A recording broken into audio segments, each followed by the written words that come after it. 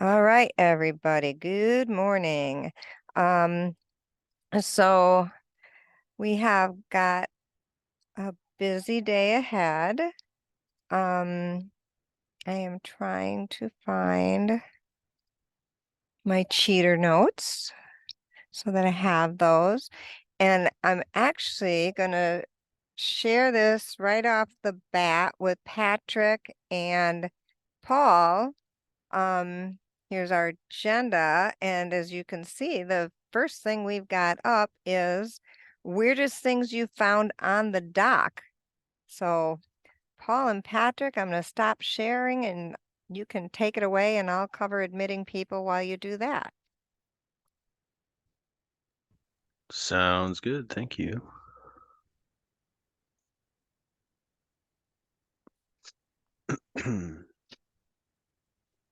All right. Can I get a confirmation we can see and we can hear?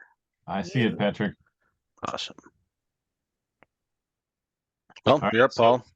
So the purpose of this quick and light presentation was that we often encourage people to take a look at their docks as they're pulling them out in the fall and report if they see any suspicious aquatic invasive species clinging to the docks. And we occasionally see pictures like this come in. We reached out to the listserv and asked to have photos sent to us for this presentation that people are wondering about. So we're going to just talk about a bunch of different things that are often seen on docks so that if you maybe seen these before but didn't know exactly what they were, hopefully you will now. So I'm Paul Skowinski. I work for the Extension Lakes office at UW-Stevens Point. I'm the statewide educator for the Citizen Lake Monitoring Network. And Patrick, I'll let you introduce yourself. Yeah, thanks. Patrick Sewell. I'm with the Wisconsin DNR. I'm one of the regional AIS biologists. So there's 5 of us, and I cover Southeast Wisconsin. I think we can just take it away. Yep, you can go on to the next slide, Patrick. All right, so as I said, these are sometimes aquatic invasive species that we see clinging to docks, but often they're not. So we're going to talk about some native and some non-native species here. And we're encouraging you to use the chat function to type in, if you think you know what it is, let us know. And we'll let a few guesses come in, and then we'll talk about what we have in each photograph. So go ahead to the first one, Patrick. All right, we're going to start off with a little softball this morning to get us warmed up, something that an AIS person should know about. So let's jump right in. As Paul said, you can use the chat to type in your well-informed guess of what you think this might be. Oh, people are awake, yeah. That was the point, get us warmed up. I know more than 5 people know what this is.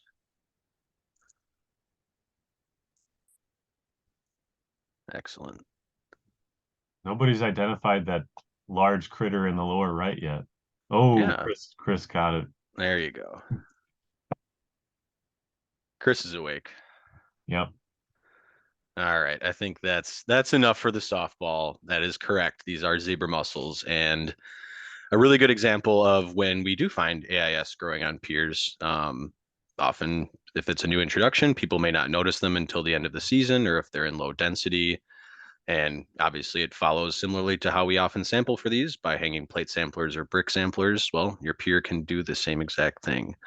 They often grow on other things like Chinese mystery snails that are big enough. They do need a hard surface to attach to, so we want to keep that in mind. All right, off to number 2. All right, there are several things going on here. Go ahead and identify anything that you might see in this photograph. We're mostly looking at this big mass of something there in the center of the photo.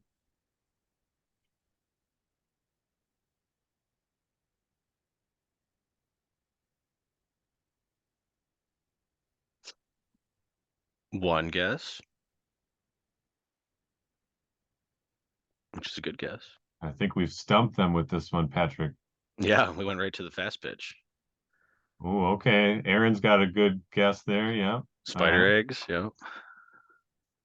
Yep. There is a little spider hiding here. One of our swimming spiders. Yep. That's a 6-spotted fishing spider. Really cool spider, but they're not spider eggs. Human. Human hand. All right. Indeed. Can you mute his chat too, Jeannie, or no? Just kidding. Ooh, very good, Kathy. Well All right. done. All Okay. right. So this is actually I'll go back to the other one for a second, Patrick. Sure. This is the root of a white water lily, so not nufar, but nymphea. And the eggs that you see there are indeed from a toe biter, which is also called the American giant water bug. And also nightmare fuel, Emily. Yes, correct. Yep.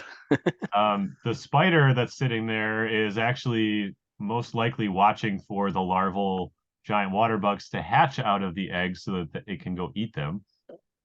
You can see the ones on the bottom have hatched out. They're open. They've got a big gap in the top of the egg there. The other ones have not hatched out yet. Giant water bugs are two different kinds really that we see in Wisconsin. There's the American giant water bug that you see in the picture there on my hand, which is the biggest one. It's almost 4 inches long at maximum size. And then we have the smaller one, Belostoma, which gets to about 1.5 inches. Those ones are much smaller, but much more common. And they both look very similar to this. They've got these very muscular front legs that they use to grasp onto prey that are much larger than they are. They could easily tackle a full-grown green frog or a small fish. Certainly any aquatic invertebrate that they live near, they could easily take on.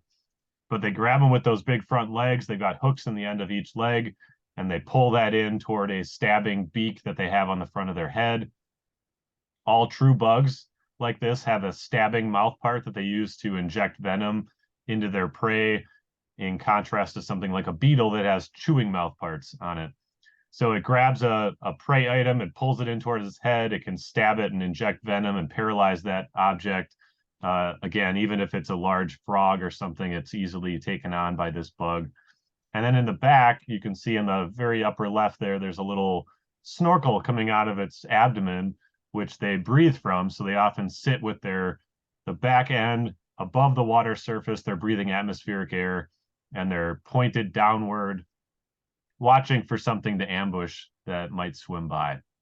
So yeah, they're sometimes called toe biters because if you walk around or swim in the lake and you step on one, it will stab you in the toe. They're not biting your toe; they're stabbing it with their needle-like mouth part.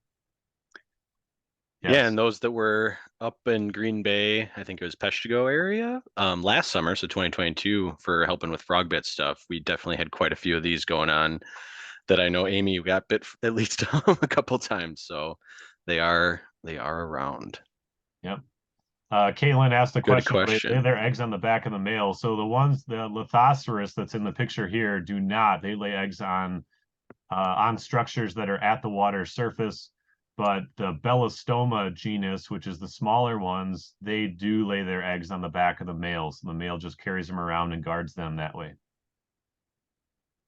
All right. Moving right along. So this will be kind of a two-parter. For you can certainly make guesses on this slides, these photos here, and then we'll go to a second set of photo that might help you a little bit more. So again, there might be more than one thing going on here. Some of these are actual photos that I've received. I think it was last year, from people. So this is something that people definitely come across and encounter. A whole bunch of different guesses here. Why don't you go on to the next slide and we'll give them a hint. Yep. Here's another hint. Same type of organism.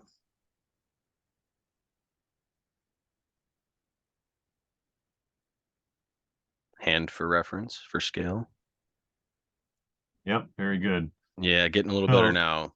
Bryozoans are a whole class of different animals, and the ones that we commonly see are either the very big jelly-like blobs that are the magnificent bryozoan, Pectinatella. These ones can be the size of a basketball, generally growing on pier legs or docks. Sometimes some pretty robust vegetation like pickerelweed, you'll see them growing on as well. And Patrick, if you can go back to the last slide.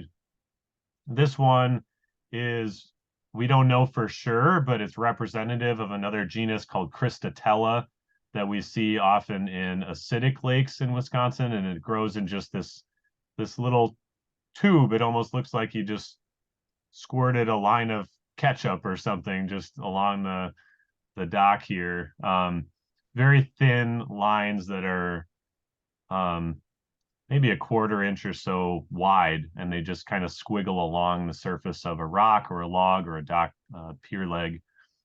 So these are little filter feeding organisms that grow in colonies. So you're seeing in the back up one slide there, Patrick, to the big mass. So that's a colony of hundreds of different organisms. The interior of the colony is pretty much just a bunch of watery gel, but along the outside is all the organisms themselves. They're called zooids, each individual, and each zooid has a filter feeding mechanism that it reaches out into the water and strains plankton and bacteria and things out of the water from. Usually you see them growing where there's a little bit of water flow because it brings new food to the colony constantly if there's a little bit of flow. They're not harmless at all to people or anything. Generally, they're a sign of decent water quality. I think you said that backwards. You said they're not harmless to people. Oh, I'm sorry. They are not harmful. They are harmless. Yeah. They are harmless. Yes, indeed. Thank you, Jeannie. Just a quick shout out too. There is a little bit of a zebe hanging out here as well. And I know a few folks said like frog or fish eggs. Those are good guesses as well. Any type of invertebrate eggs can have similar appearance to these. So good guesses. All right. Here's a nice close up. Yep, so you can sort of see the individuals there. Each little mound on the outside of the colony is an individual zooid. All right. Next one. So found floating somewhat near a dock. And I'll be totally transparent. This was one that I was not aware of previously as well. I bet Matt's going to say there's a human hand. Yeah. Six-fingered man.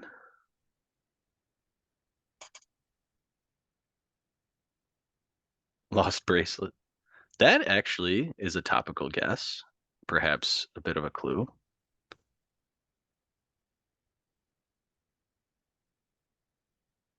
Just give it another 15, 20 seconds here.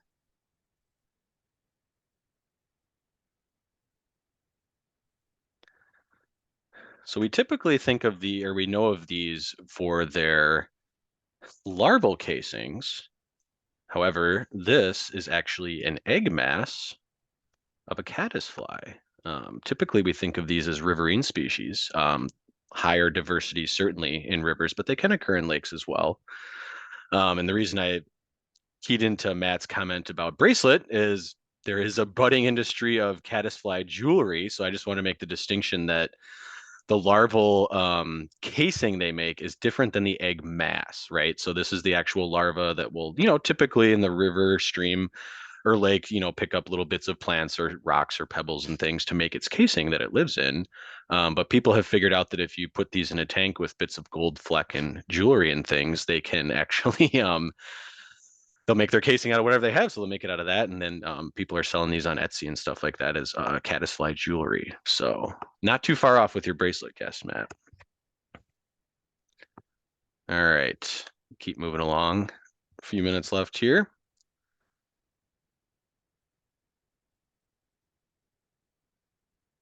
Let's see some guesses. Something that could be, I believe this looks like it's on a bit of a log, but could easily be on a wooden pier post or a metal pier post. Couple guesses coming in. Oh, we're even getting the terms. Yeah, look at all these terms coming in. All right. Well done, everyone. So we have dragonfly husk, dragonfly exoskeleton, dragonfly nymph case, exuvia, dragonfly larvae, dragonfly molt. All those are correct. The exuvia is the term for the shedded skin of an insect as it leaves its last skin behind as it molts the final time. So dragonfly nymphs live most of their, or dragonflies live most of their time underwater as a nymph in the larval state, and then they climb out for their last molt to dry out outside of the water. So they'll usually go a few inches above the water line onto a bulrush or on a cattail or onto a dock, and they will dry out. As their skin dries, it shrinks up a little bit and it splits along the back, allowing the last molt to take place. So that's the adult dragonfly emerging out of the exuvia. These are pictures from Kemp Station during the aquatic plant training a few years ago. It was climbing out as we were getting ready to go out to look at plants. And this process takes about an hour and a half for the adult to pop out of the nymph. And then the shed exuvia is remaining on the dock until a bird comes along and eats it or the wind blows it away. But each of those legs on a dragonfly has 2 hooks on the end. So there are 12 hooks stuck into the substrate of whatever they're grabbing onto. So they've got a pretty good hold on it, and that shed exuvia will actually sit there for weeks sometimes before it gets blown away or eaten. All right, and there, of course, is a fully grown adult dragonfly on a spike rush plant. All right. Bump up the difficulty a little bit. So we got a 4-parter here. So go ahead and do a, 1, 2, 3, 4 with your guesses, or backslashes in between, or just guess one if you only got one. Maybe a little bit of a hidden item in here as well. And Arthur guessed Halloween pendant on the last one. I'm not sure if that's the kind of dragonfly that it is, but maybe Arthur knows his dragonflies well.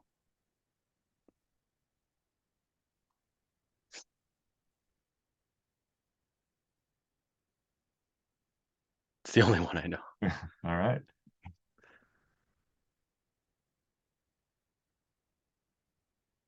Give it another second.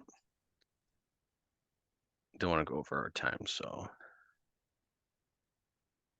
A variety of snails. Oh, well done, Kathy.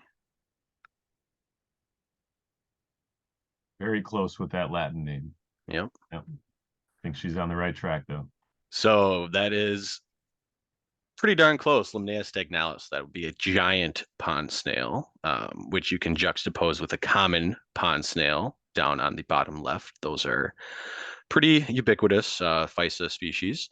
We also have a Chinese mystery snail in the upper right with a bonus zebra mussel on the far right of it. I don't know if anyone caught that in the chat. I didn't really quite see, as well as a ram's horn snail. So Chinese mystery snail, obviously a regulated invasive. I believe giant pond snails are technically a non-native, though they're not a regulated species. And then pond snails, Physa and ram's horn Plinorbidae are both very cosmopolitan, tons of different kinds and varieties, and very typical snails that you'll see up along the beach. All right. Bump up the difficulty a little bit. No, these are not toenail clippings. Amanda Smith, you're not allowed to answer. Come on, Shelby. Just kidding.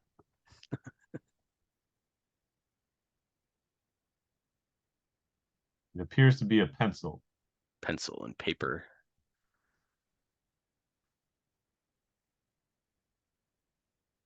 Limpet is indeed correct. This was an interesting one that Amanda Smith had come in this year. I hadn't heard of limpets before, but I hadn't seen anyone ever send them in like this before. And you can tell, just looking at this at first glance, is this a zebra mussel? Is this a snail? What could this be? But it's actually a freshwater limpet. So kind of one of the more lesser known species, I would say. They are basically like a little mollusk, like a half snail, if you will, or a half mussel. That attach to things. You can think of them kind of like a barnacle, and the freshwater ones that are in our part of the world, as far as I know, are quite small. So they do look a little bit like some weird toenail clippings. And I believe we just have one more to take us home. And as far as those limpets, it basically is a snail, but instead of having the coiled shell that you're used to seeing with most of our snails, it's just a conical shell like a clam or a mollusk, a mussel. Absolutely. They're usually really small, so they're easy to overlook. Yeah. All right, on to our final one. Last one. Hey, what is going on here?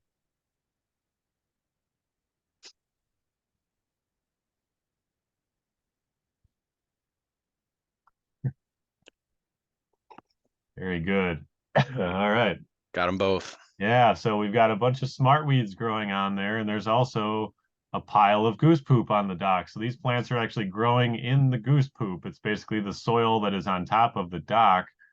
Um, and Persicaria species in general, the smartweeds are annuals, and they're eaten a lot by waterfowl.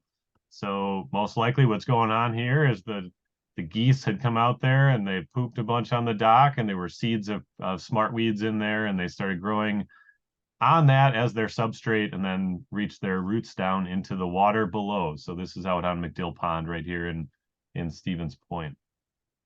Definitely one I had never seen before. Matt, which Persicaria is it? I think it's probably the nodding smartweed, Persicaria lepathifolia. Some of those may also be amphibia growing as a terrestrial. And there's some other junk in there too, mixed in along the bottom. Whole community growing out of the goose poop. There's your PSA for cleaning off your pier. Yeah. Yeah, they're indeed not loosestrife there. Yeah, but sometimes mistaken because of the pink conical flowers, flower spikes. So this is a photo I just thought was amusing when I was out doing a survey a long time ago. This is a floating pier, swim raft, and they tried to block off the area where they actually sit with bungee cords and flags. It shows just how well those flags tend to work to repel geese. It does look like it's a little bit cleaner within the boundary of those bungee cords, but still maybe not the greatest place to take a relaxing sit out on the water. Wait a year, you might have some smartweed. Yeah. Yep. All right. Well, that's all we got. Thanks for playing along, everyone. Hopefully a little bit of a lighter topic to kick off the day here. So if you ever get weird questions from citizens or yourselves about interesting things you find growing on the dock, you're not alone. This is something we all come across in our line of work. So feel free to reach out for help or ask questions. There's always something interesting going on. So I love getting the mystery organism emails, so feel free to send me pictures. We Back will to you. do that. We will definitely do that. All right. So that brings us up to, by the way, if you're trying to find the agenda, once I go off this slide, don't forget I did connect. It was attached to the email, the newsletter email last week. So you should have it handy there. So the next bunch of stuff that we're going to be talking about it's winter topics. Now, I know it's going to be 60 in a couple of days, at least in the southern part of the state, but it is fall and winter is coming. And sometimes it's kind of interesting to think, okay, I've been busy all summer, what am I going to do this winter? Sometimes we think of it as the lull time, and it quite often is not a lull. I know it's not in my world, and there's always a lot of things to do. So we're going to just kind of go through some of the stuff, reminders. We have an awful lot of people who just started this summer, or were just getting their feet under them last year at fall and winter. So there'll be an opportunity after Ellen and I go over a couple of things that we're going to jump on a Jamboard and share, and it'll be helpful to look at that. You know, a lot of us on the call are statewide coordinators or regional coordinators or biologists, and then so it's like it kind of help us to see what you guys are focused on, as long with what maybe you need some more help with that we might be able to offer, or and then of course the newer people getting ideas, and it's just a chance to share. So Ellen, I've got you up here first to talk about Canoecopia. Awesome, thanks, Jeannie. I'm Ellen Voss. For those of you that don't know me, I'm with River Alliance of Wisconsin. I am now the Climate Resilience Director. I was the coordinator for the AIS program for several years here. Excuse me. I just wanted to alert, especially the folks who are around the Madison area. I'm sure you're very well aware of Canoecopia, the world's largest paddling expo, is held in March every year. So I just wanted to get this one on everybody's calendars if you didn't know about it. But it's March 8th through the 10th this year. It's Friday through Sunday.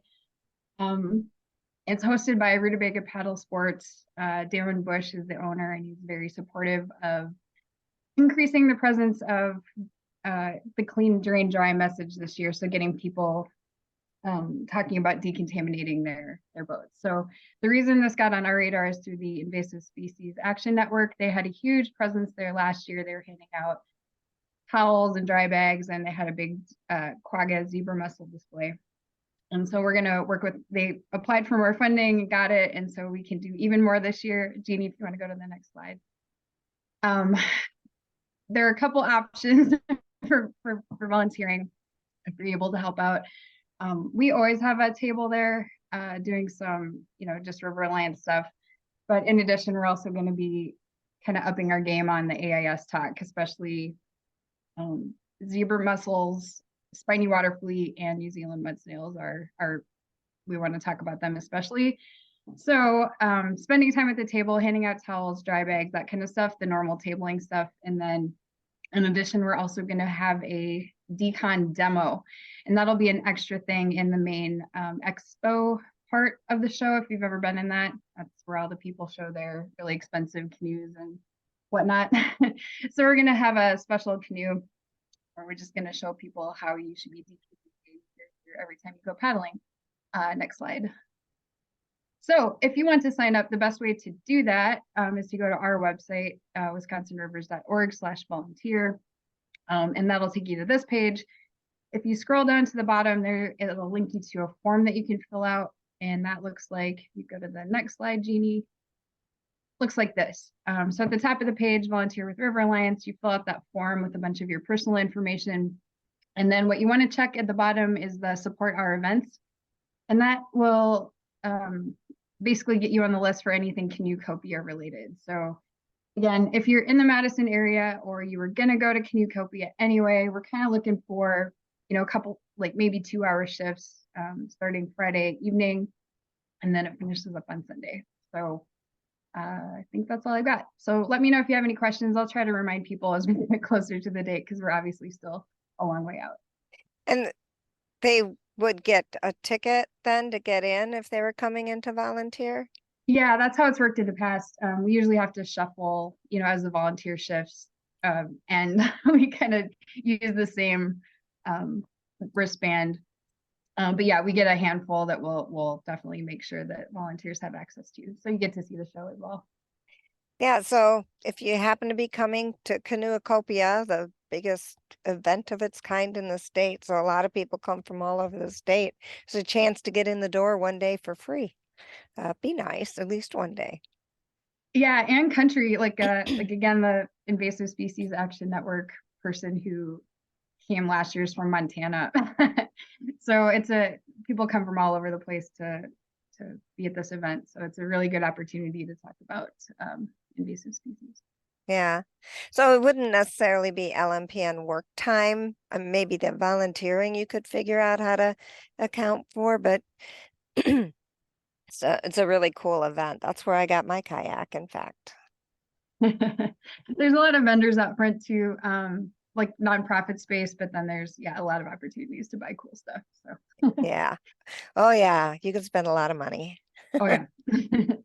So excuse me, I got tired of dead duck, so I just put rubber duckies on just in case. For just a reminder, we still have time to keep going for waterfowl hunter outreach. It goes till December. I'm still waking up to gunfire on occasional mornings. Oh, by the way, thank you, Ellen. I'm just jumping the gun here, which is suitable because I'm talking about shooting ducks. But that's just a little reminder. If you haven't already figured out if you're putting any data in, or it goes into a regular Clean Boats, Clean Waters project, and you can reach out to me if you're stumped on which one. And then our next big thing coming up is going to be the early trout season. So I literally pulled this screenshot off of the DNR's early trout season website or webpage, and then plunked a picture of someone fishing in the winter. There's an intern who worked with Ellen and Katie last year. He gave us this great picture from his winter fishing, because the person on it is not winter fishing, or you can't tell anyway. So these are tougher. You're not necessarily going to a boat launch for these. We tend to be more event and doing things like the bait shop type activities, but I'll say more about that in a moment here. But it does start January 7th, goes till May 5th. So lots of things that we can do for this. This little video, which is, I do have this on our Wading Angler page on our website, on the LMPN or Wisconsin AIS Partnership website. So you can share that in your social media. You can share it if you're doing a newsletter that is going out electronically. Go ahead, use as much as you want. I'm going to see if I can get DNR to share it, since this was actually produced by the Office of Communications with Tim Campbell a few years ago. We've got tons of information on the webpage that you can pull from for thinking about. I'll be doing, an article that I'll push out through the Office of Communications at DNR, but you can use that material for your own. We do have an angler card. This was not designed to be Wisconsin specific. It was a regional project, so it might look a little bit differently than if it was Wisconsin specific, but it's still something that you can get out there. It's like to wherever they're going for their supplies. I mean, nobody who's out there fishing is going to want to hold a 3x5 card in their hand. Though it's a more of a get it to them where they're picking other stuff up kind of thing, or at an event. So speaking of events, this is actually a cut and paste from our partners webpage. There's lots of cool events that the fly fishers will have in the early part of the year. They're fun to go to. There's always doing things like, oh, I just noticed Chris mentioned muskie fishing going strong now too. So that's another audience. But they'll have people, showing how to tie flies, and speakers and displays, all kinds of things. There's a couple of them that happen in Madison, on the north side of Madison. So Upper Sugar River has gone to that in the past. I don't know if Jasmine, if I'd emailed you about it. I don't know if you're planning to go, but really cool events, and it's really the most efficient way to get a hold of people. Some of them have smaller events, like many years ago, I went to one that was at a really popular store used by the anglers for their supplies, a sporting goods store, and they had a littler event, and shared information at that. Things you can take along, you can make a poster out of the boot brush sign. Having a set of cleaning gear, everything from the brushes to a gallon sprayer jug, with some bleach water, whatever, that's really handy. This idea, this third bullet, Marco did this for Farm Tech Days.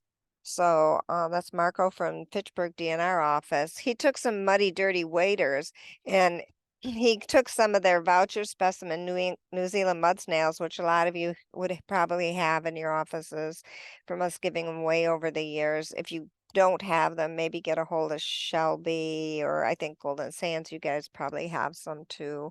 But on one boot, he just had the mud and stuff. There were snails in it, but they didn't jump right out at you because, tiny. And then he'd show people the other foot of the boot, and it would have them highlighted with pink paint, so they jumped out. So that was a really cool idea that'd be easy for anybody to replicate. If you can find some felt waders that maybe someone could loan you for it, just showing how nasty those can get underneath. I had a guy tell me when I did one of the events in Madison one year that he had been fly fishing just off the coast on the ocean down on the Gulf, and then or fishing anyway, wearing those waders with a removable sole. And then he came back home and he put him on one day and he was going to go out fishing and he noticed they were crunching as he walked. And it was because he still had crud had gotten between the felt removable felt sole and his boot bottom. It's just loaded with stuff. And so actually seeing things like that at these events is a pretty powerful way to get the message across. And then of course, if you happen to be married to an AIS biologist, you can take your own reminder sign out to your fishing hole. This is your husband, right, Amanda? That's who I Yep, got that's this Ryan. picture. So, these guys are out there too. If there's a fishery, there might actually be a good chance in your area to go and actually talk to people. You're probably not going to hand them a bunch of stuff. We do have the ice angler card again. We've got the bait shop initiative. If you're out there, making a couple visits in the winter, change up those cards to the ones for the wading anglers and the ice anglers. So lots to do for fishing. And then this is going to be fun for me anyway. So Liz Tanner and I are going to actually pair up with Melinda to do a webinar this winter. So she's done those for us the last couple of years. This one, we're going to focus on the whole idea of prevention by having a really healthy landscape in the first place. And so we'll feature our landscape alternatives brochures. She's been doing this project for the last several years with, or last couple of years, I guess, with one of her other contracted partnerships. I think it's We Energies. It's one of the power companies. And they have their event hosted through the Milwaukee Library System. Oh, Shelby just put a picture up of the boots. So they have it through the Milwaukee Library System, but it goes throughout the entire statewide library system. And then she sends out material to the libraries, like things she can send electronically. She's not actually sending stuff for programming ideas that they could do in related. So maybe they have a viewing party and then they pot up some plants or something like that. And so once we get all of the information, and I'll be sharing it through the newsletter, if you go to your own local library and see if they have a group, or maybe there's a gardening group that you pair up with that wants to join and do an activity at their library, it could be a fun winter prevention outreach type of thing. So watch for that. And whoops, wrong way. Still wrong way. Let me try that again. But now, as I said, we're going to do a jam board and we're going to give you guys, everybody, a chance to weigh in on some of the ways you do your winter events or winter work.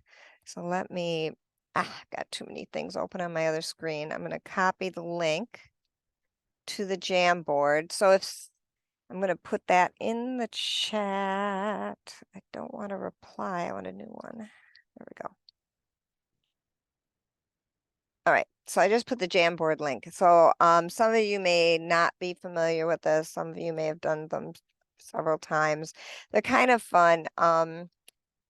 When you click on the link and open it up, you're going to see a page that looks similar to this lower part on my screen.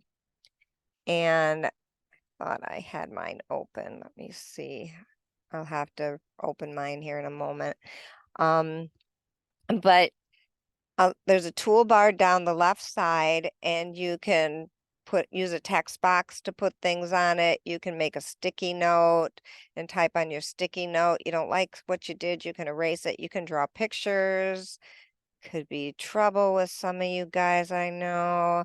You can use shapes. There's all kinds of stuff you can do with it. So I'm gonna open mine so that I can slap that over on my sharing screen. So this is what you should be seeing. I see, oh, well, you guys are getting into it quick. That's wonderful. So you got several pages here. There's 11 pages in their theme, and you'll be able to jump between them and do them. I also have breakout rooms, so you can take your link and someone put it in. I'm not sure how this is going to work with the breakout room, but I made a breakout room where every page has a breakout room topic, so you can also get in there and discuss, and you can just pick your one. It's not going to be an automated thing. You just jump in your breakout room, somebody open the Jamboard so you can see it and then see how it works.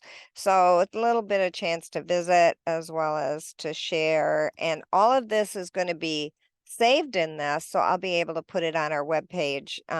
There's always a page for past meetings, and I'll put the link on there.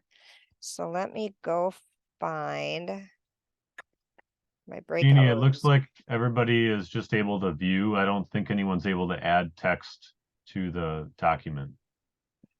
Uh-oh. I am signed into a Google account right now, but it still says I need to request access from you. All right, let me see what I can do about that.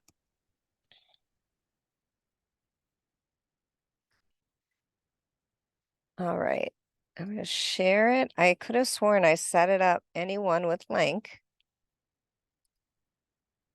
Editor. Done. Okay, try it again. If you're in there, you might have to refresh your screen. Looks good now. Looks like it's good enough. Perfect. Okay. So I'm going to open the breakout rooms so you can go to theme breakout rooms, and I'm going to turn off the recording for now because that would be silly. So I'll do that after I hit breakout. All right, the rooms are open. So you should be able to go down to the little icon on your toolbar for breakout rooms and click on that and start jumping into things.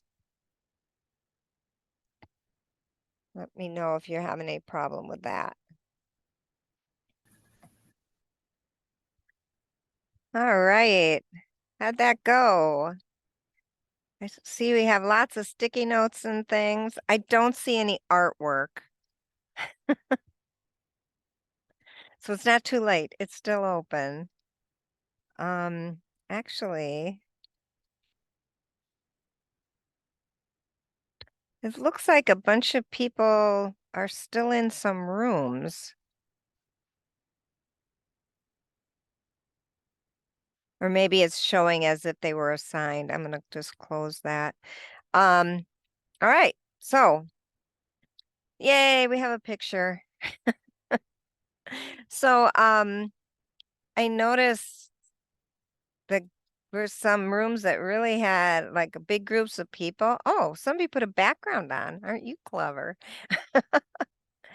And this is all going to be really interesting to see. Let's just pick a room. I would like to just have a question. Let's see. It seems like, it'll make you all dizzy. Not that one. CLMN related. Was there like a common theme that jumped out for you guys who were in that room? Well, a lot of it is based on contacting volunteers from the past season, making sure they're getting data entered and encouraging participation the following year, and then revising printed documents and websites and things for the following season, just updating those. Okay. Always good stuff. Oh, EWM and the turtle fan bow, that must be you, Zach. Trying to deal with it. Yeah, follow-up meetings with stakeholders and associations, that's a lot of fall, Yeah. winter work. Yeah, that kind of thing is going to vary a lot, I imagine, whether just how your job is structured, because a lot of people's jobs are structured so differently than others. So some might be involved in that sort of thing and some not. Or they get to maybe be aware of it on the periphery because you never know what you're going to do next. Let's see. CBW, we have a kind of a theme going on here, or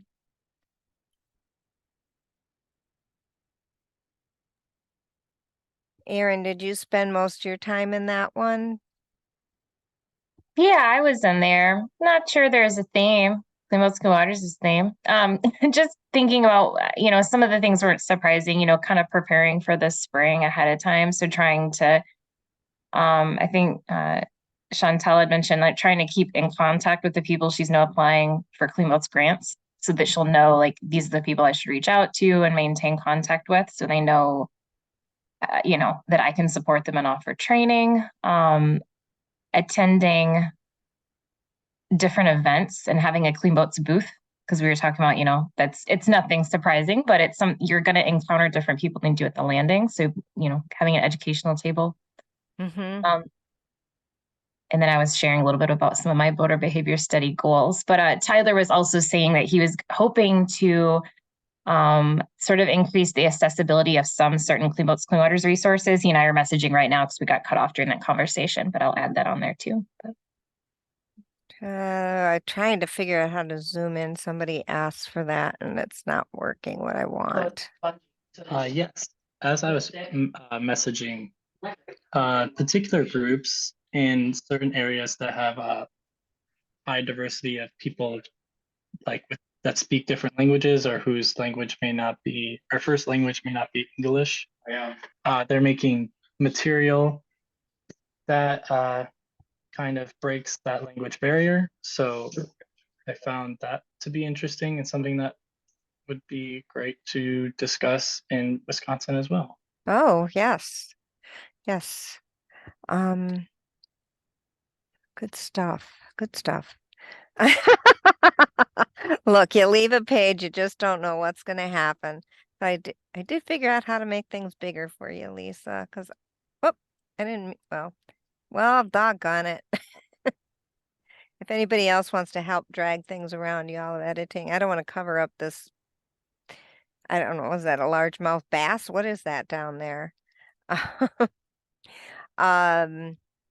So this is interesting. Concerns about bleach and 409s.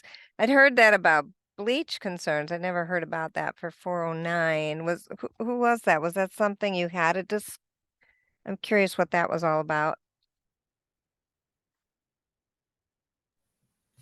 Discussion came up talking about cleaning off waders and boots and stuff like that. And one of the concerns was with the amount of money people spend on their equipment, is there any information out there if there's any negative effects of those cleaning agents on that equipment?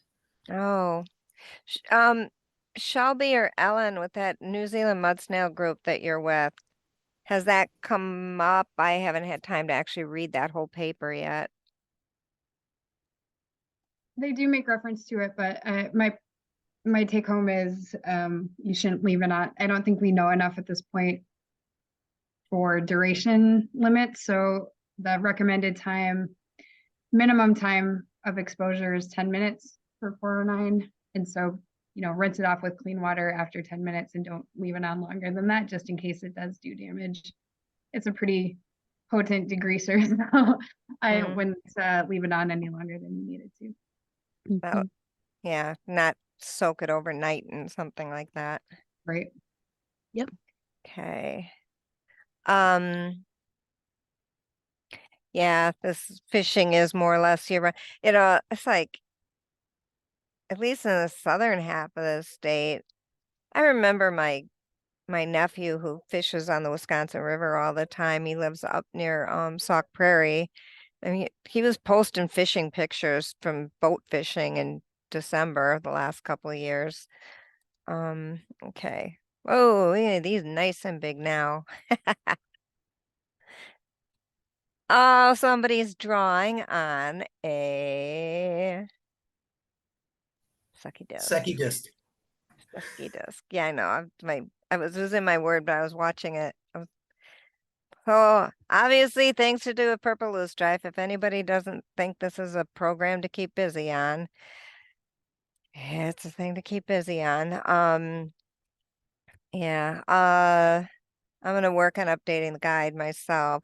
I also, and any of you, just a heads up for you guys with cages, the mass rearing cages, I want to put together some kind of best management practices piece for that.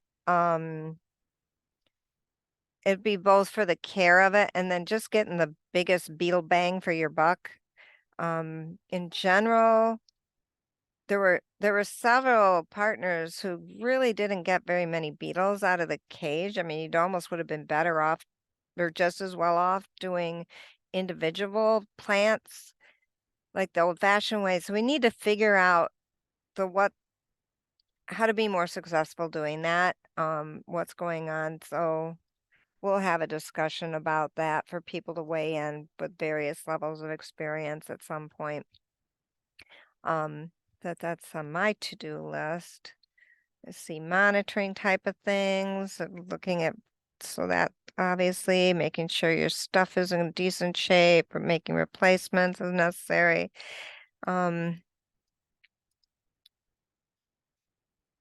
Anybody got a good in with Menards or any big stores like that? It'd be great if I could get somebody like that to give us like vouchers for kiddie pools, at least break the price of them went up so much in the last 4 years.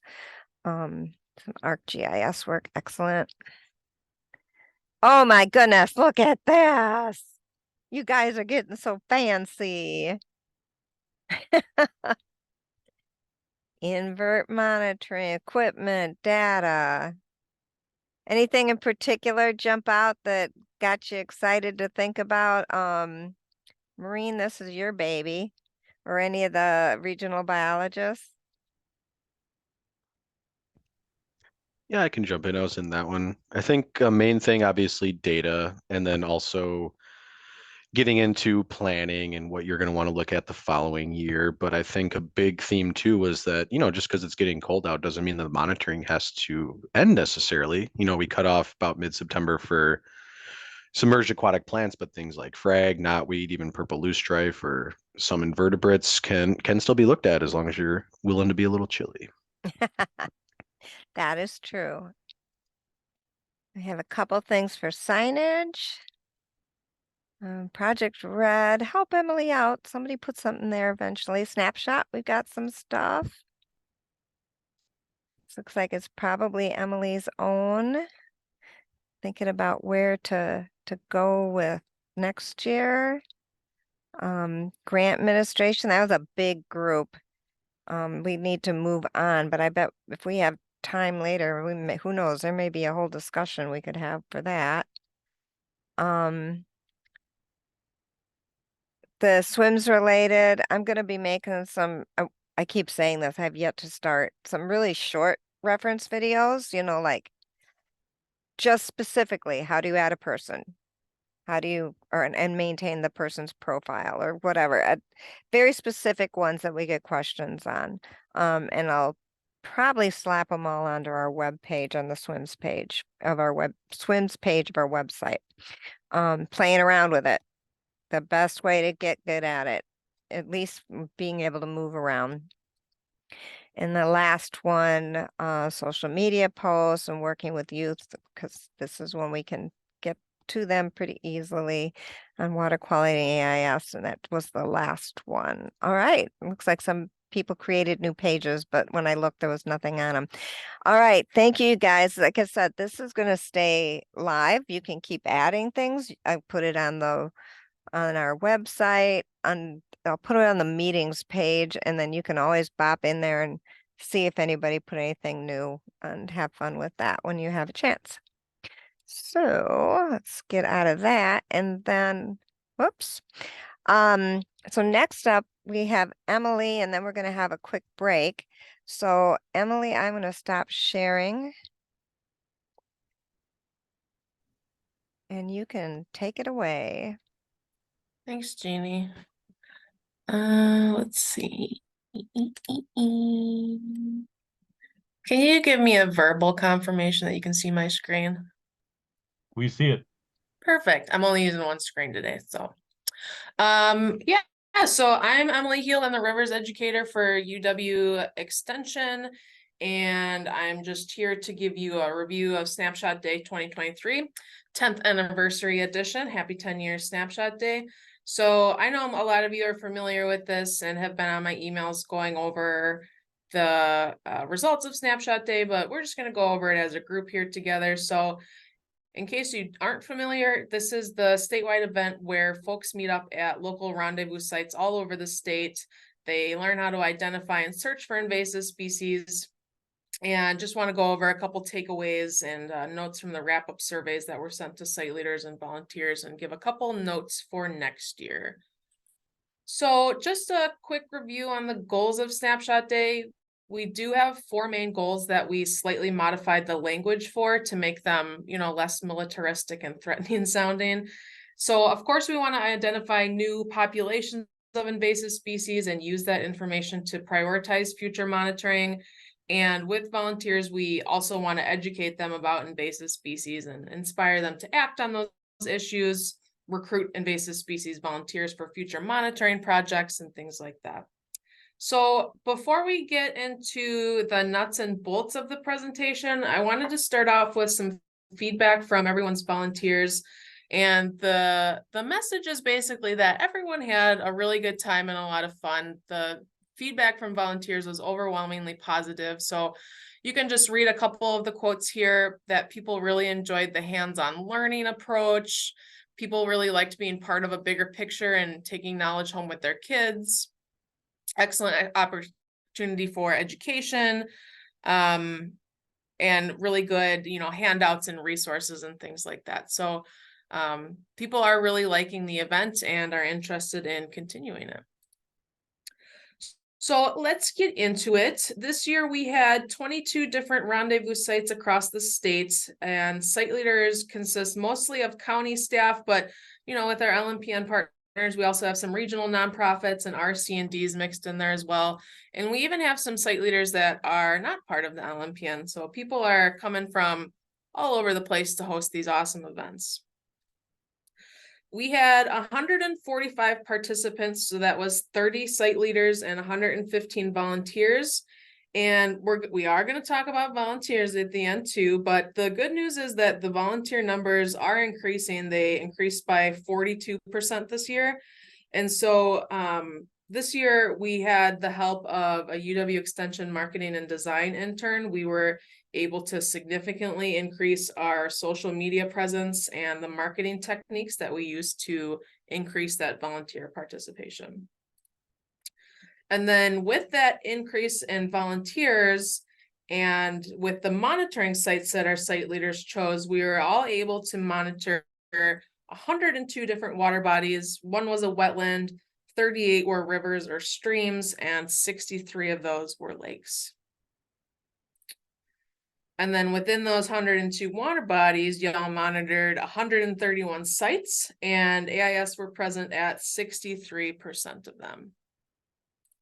So breaking that down even more, here's a chart of the different occurrences for the AIS species that we located. Not a big surprise. The most commonly located AIS were purple loosestrife, Chinese mystery snails, Eurasian water milfoil, and curly leaf pondweed. But we also had a lot of Phragmites findings this year. There were some NR40 prohibited species that were also identified. So with the exception of a few, most of these species had at least one site where they were new to the water body. So I think these data really nicely show the value of Snapshot Day. So that was a quick overview of Snapshot Day itself, but we all know a lot more goes into Snapshot Day than just getting those results. We're also interested in site leader and volunteer experiences. So we send out feedback surveys at the end of the event to all of the volunteers and site leaders. So for the volunteer survey, we had 56 responses, which is a 49% response rate. And that it was actually much more than last year. So similarly to last year, 74% of those respondents were first-time Snapshot Day volunteers and 55% had no prior AIS experience. So we can see that it is an event that tends to draw newer volunteers or those with a little bit less AIS monitoring experience. During the registration process, we asked volunteers where they heard about Snapshot Day, and I refined these choices a little bit this year, but just to be fully transparent, I'm not happy with how this turned out exactly. So we did list email and Facebook here as ways to find out about the event, but we also list, you know, site leader organization, UW extension programs. So a volunteer could have found out through a site leader email or a UW extension email or who knows whose email, you know. So I want to make this better. I'm going to pass this question by one of the extension's evaluation specialists for next year to figure out how to word it best and get the best information. I think there's a couple different ways that we can do it. It's just really important for our continued volunteer recruitment goals. So we can still get information in here. It's not all lost. So for one thing, you can see we did a lot more advertising within UW extension, and I think that shows with the 35% finding out about the event through UW extension programs. So we marketed a lot through Water Action volunteers and Wisconsin Master Naturalists most heavily. But we also did the Master Gardeners. And then you can also see that email announcements tend to get a lot of interest too. I know this graphic is a little blurry, but this is looking at an agreement scale where you can give, you know, strongly agree to strongly disagree of various aspects of Snapshot Day. And most of the volunteer respondents agreed with the statements that monitoring sites were safe and accessible, the date worked well, registration was straightforward, the site leaders were well prepared and welcoming and provided great training. So these are really awesome results. It means that the volunteers are really appreciating all the work that the site leaders are putting in to make this, you know, an overall great experience. So keep doing what you're doing. And what's great from all this is most volunteers indicated that they are considering volunteering again next year for Snapshot Day. Some aren't sure, but no one seemed to be totally scared off by the experience. And so just a couple other interesting notes of additional feedback on the volunteer experience. So despite many site leaders wanting more volunteers, interestingly, many survey respondents indicated that they actually appreciated the smaller group sizes and learned better in those settings. And most volunteers are valuing Snapshot Day as a learning experience. So those are just little interesting notes. And then for things to improve upon, the most feedback we received here from the volunteer respondents was about identification guides. So folks really want good, clear pictures of AIS along with their native lookalikes. So here's a kind of fun and interesting update for next year. Really, the best guide for what volunteers prefer seems to be the AIS Early Detector Handbook, but I recognize that that book itself is not a free resource. So, you know, you can print pages from the online version, but to get those hard copies, it's not a free resource. So here's what we're going to do next year. I ordered several of these handbooks, several hundred of these handbooks. I just got them in. And next year, I'm going to give site leaders enough copies to have at least one handbook in each monitoring group. And then it'll be like a lending library where the volunteers get the handbook while they're monitoring, and then they turn it in at the end of the event. And then each year you can use your little stockpile of handbooks to lend out during Snapshot Day. So it's a little bit of an upfront investment for us, but I think it'll really help the volunteers out. And then I also wanted to touch briefly on the feedback I received from you all, the site leaders. We had 22 site locations, rendezvous locations this year, and 13 survey respondents. 4 of those respondents were new site leaders and 9 were returning. Not everyone takes my feedback survey for the site leaders. If you're a site leader that doesn't take my survey, and you feel like telling me why, I would be interested in hearing why, because I do really value that feedback. So I wanted feedback on how the timeline of Snapshot Day worked for everyone in terms of, like when site selection was due and picking sites and trainings. So looking here, 85% of respondents indicated that the timeline worked well. Some suggestions included the date of Snapshot Day itself. There was an LTE who commented that she hadn't started yet for the timeline, so she had to catch up a little bit. But for the most part, this seemed to go okay. And then other feedback on what's going well, overall communication with me, the centralized volunteer registration process, training materials and outreach materials, those all seem to be well received. And the biggie, just like last year, is that site leaders want to see more volunteers involved. So, we did see a good increase in the number of volunteers this year, but of course, we always want more. So I totally understand we all put a lot of time and effort into making this a great event. So we want it, to be worth our time. So I don't have all the answers right now, but just know this is something that I really care about, and I am determined to grow this event.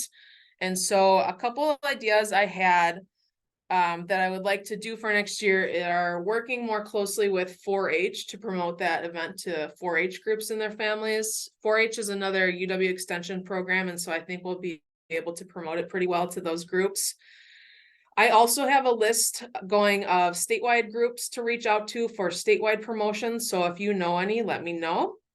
And then, as I mentioned earlier, my summer intern helped me to do way more statewide outreach than we had previously done. So, the statewide efforts are there, and obviously can be improved upon. But what I would really like to try to focus on next year is helping you all with the local promotion efforts.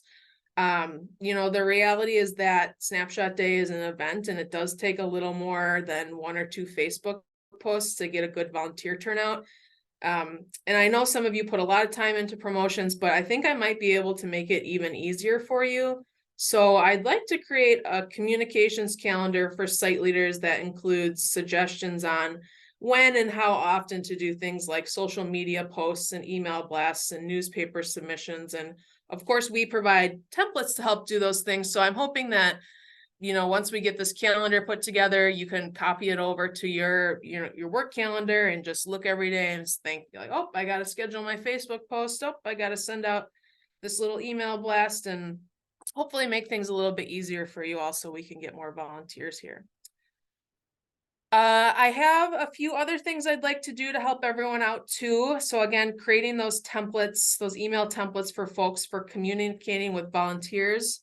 It wouldn't be required to use them, but it would help give everyone a good idea of what to include, at least in your emails, just so we can ensure consistent communication with all of the volunteers across the different rendezvous sites. I also had a couple suggestions from site leaders to share day of info sheet templates. So a few site leaders make these really great reference pages for volunteers that show where the sites are located and other pertinent info. So I'm going to share examples of those next year. And then, like I mentioned earlier, providing the early detector handbooks to the site leaders to use for volunteers. Okay, so if you really want more info on Snapshot Day planning and prep, you can check out the 3 reports that I wrote. I put those in the box folders. There's a full report, and then there's 2 smaller ones about the feedback surveys. And oh, hey, look at that. Just like that, Snapshot Day 2024 is almost here. So mark your calendars and get excited. Snapshot Day is going to be August 10th, 2024 next year. So we're moving it up a week earlier than it usually is in August, just to see how that goes. So my only request of you today is that you take a moment to follow Snapshot Day on Facebook and help us promote it to your volunteers. There is a post on the Snapshot Day Facebook that's announcing the date for next year, so you could share it to your pages and hopefully draw more attention from potential volunteers. And then the Facebook page, it would also help you to be more aware of the posts that we do and able to share them more readily to your own pages. Jeannie and I are talking about making this Facebook page more encompassing of all invasive species, aquatic invasive species information. So it's just a really good outreach opportunity for everyone to hop on Facebook. And then finally, just a big thank you to all of the site leaders and folks who made this year's Snapshot Day possible. It takes a lot of people to pull off this event, and I surely appreciate each and every one of you. So here is my contact information. Shoot me an email if you have questions or comments or suggestions. I'm always super willing to talk about Snapshot Day or any other invasive species outreach opportunities that everyone is interested in. So thanks for giving me more time to talk about Snapshot Day. And I'm going to stop sharing so that I can see if any questions come in. Thanks. We have a minute or two. We can take a couple questions. The only one I saw in the chat was Lisa asked how much oh wait, I think somebody actually put the link in, Kendra did. That the cost of the books when you buy them, that, yeah, $20. Yeah. Yep, and then Paul's note that the early detector handbooks are pretty cool now because they include water action volunteers protocols, so how to monitor on rivers and streams for AIS and lakes. So it's like your one-stop shop for all things volunteer AIS monitoring. Yay.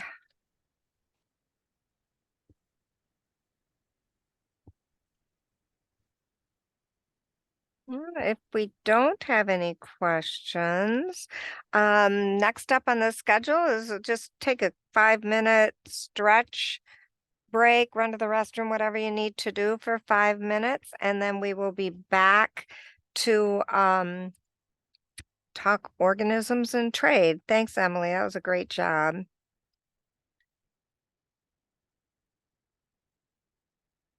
I'm gonna pause. Sounds good. Thank you much. So I know I introduced myself earlier, but Patrick Swula, I'm one of the regional DNR AIS biologists. I cover Southeast Wisconsin, and I also work on the organisms in trade pathway. That's kind of the one that I focus on as part of my position. There's certainly a need in Southeast Wisconsin, but it's something that everyone can get involved with no matter where you are. And I'm here with Liz. Do you want to introduce yourself, Liz? Sure. Liz Tanner. I am the Organisms and Trade Coordinator for the state.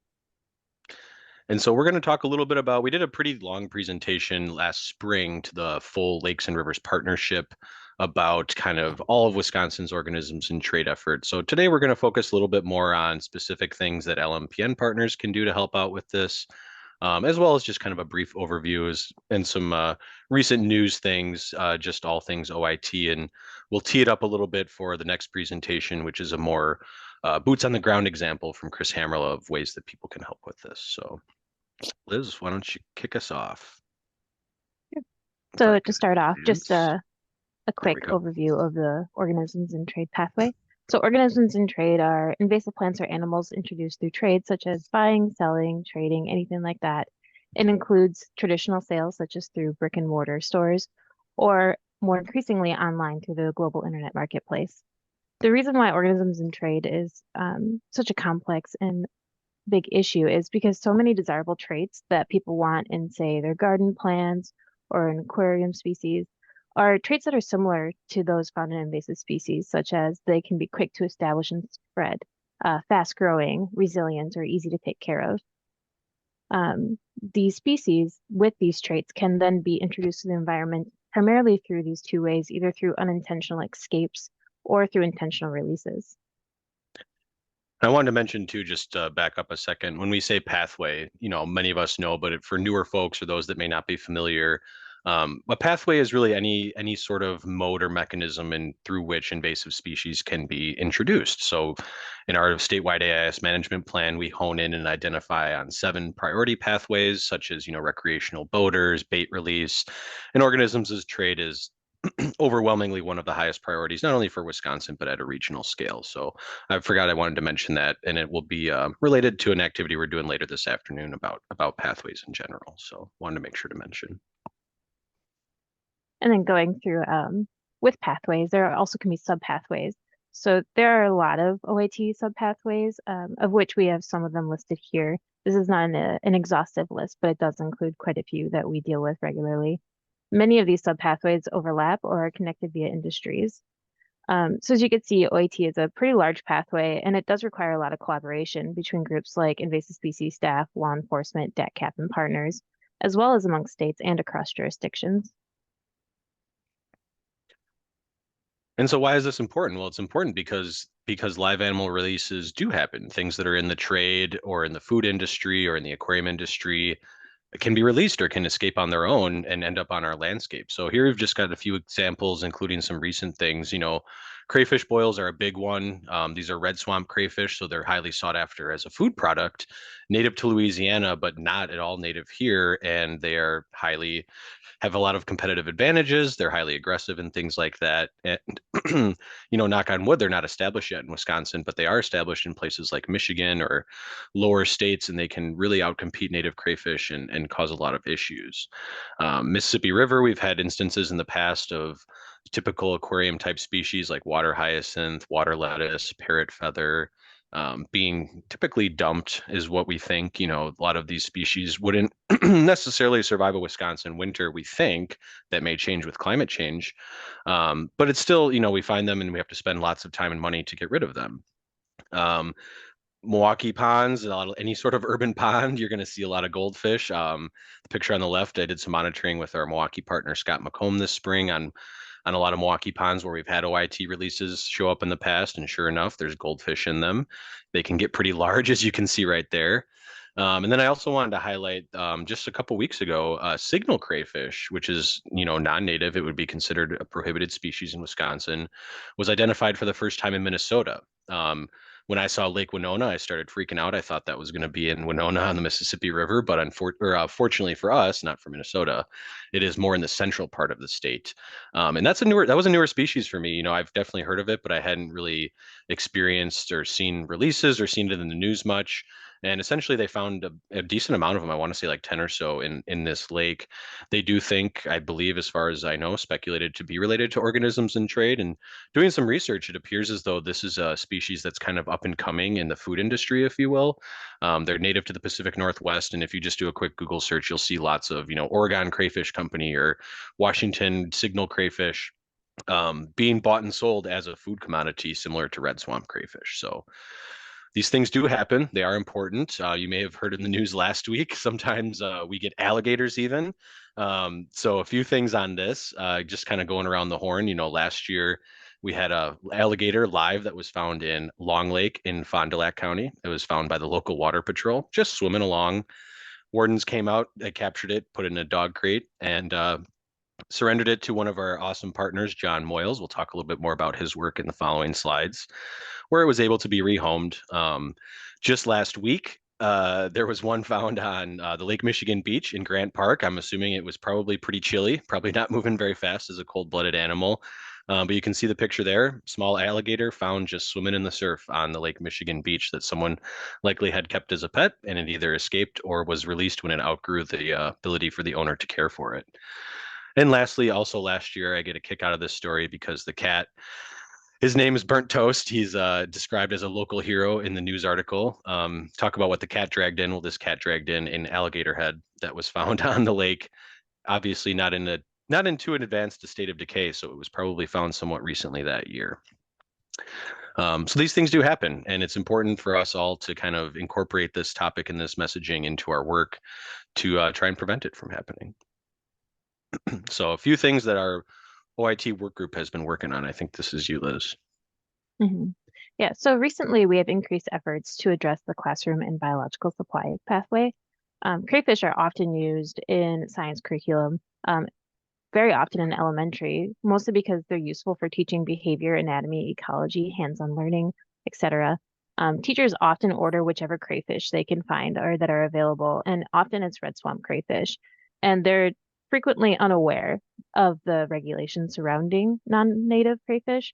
So part of our outreach efforts is just reaching out to the teachers, informing them, and preventing them from continuing to order anything like that. So we have started outreach to these teacher organizations. There's one called WIST, it's the Wisconsin Society of Science Teachers, and we've done some outreach to them. We've had an article in one of their recent newsletters, and then next spring we plan to present at one of their conferences.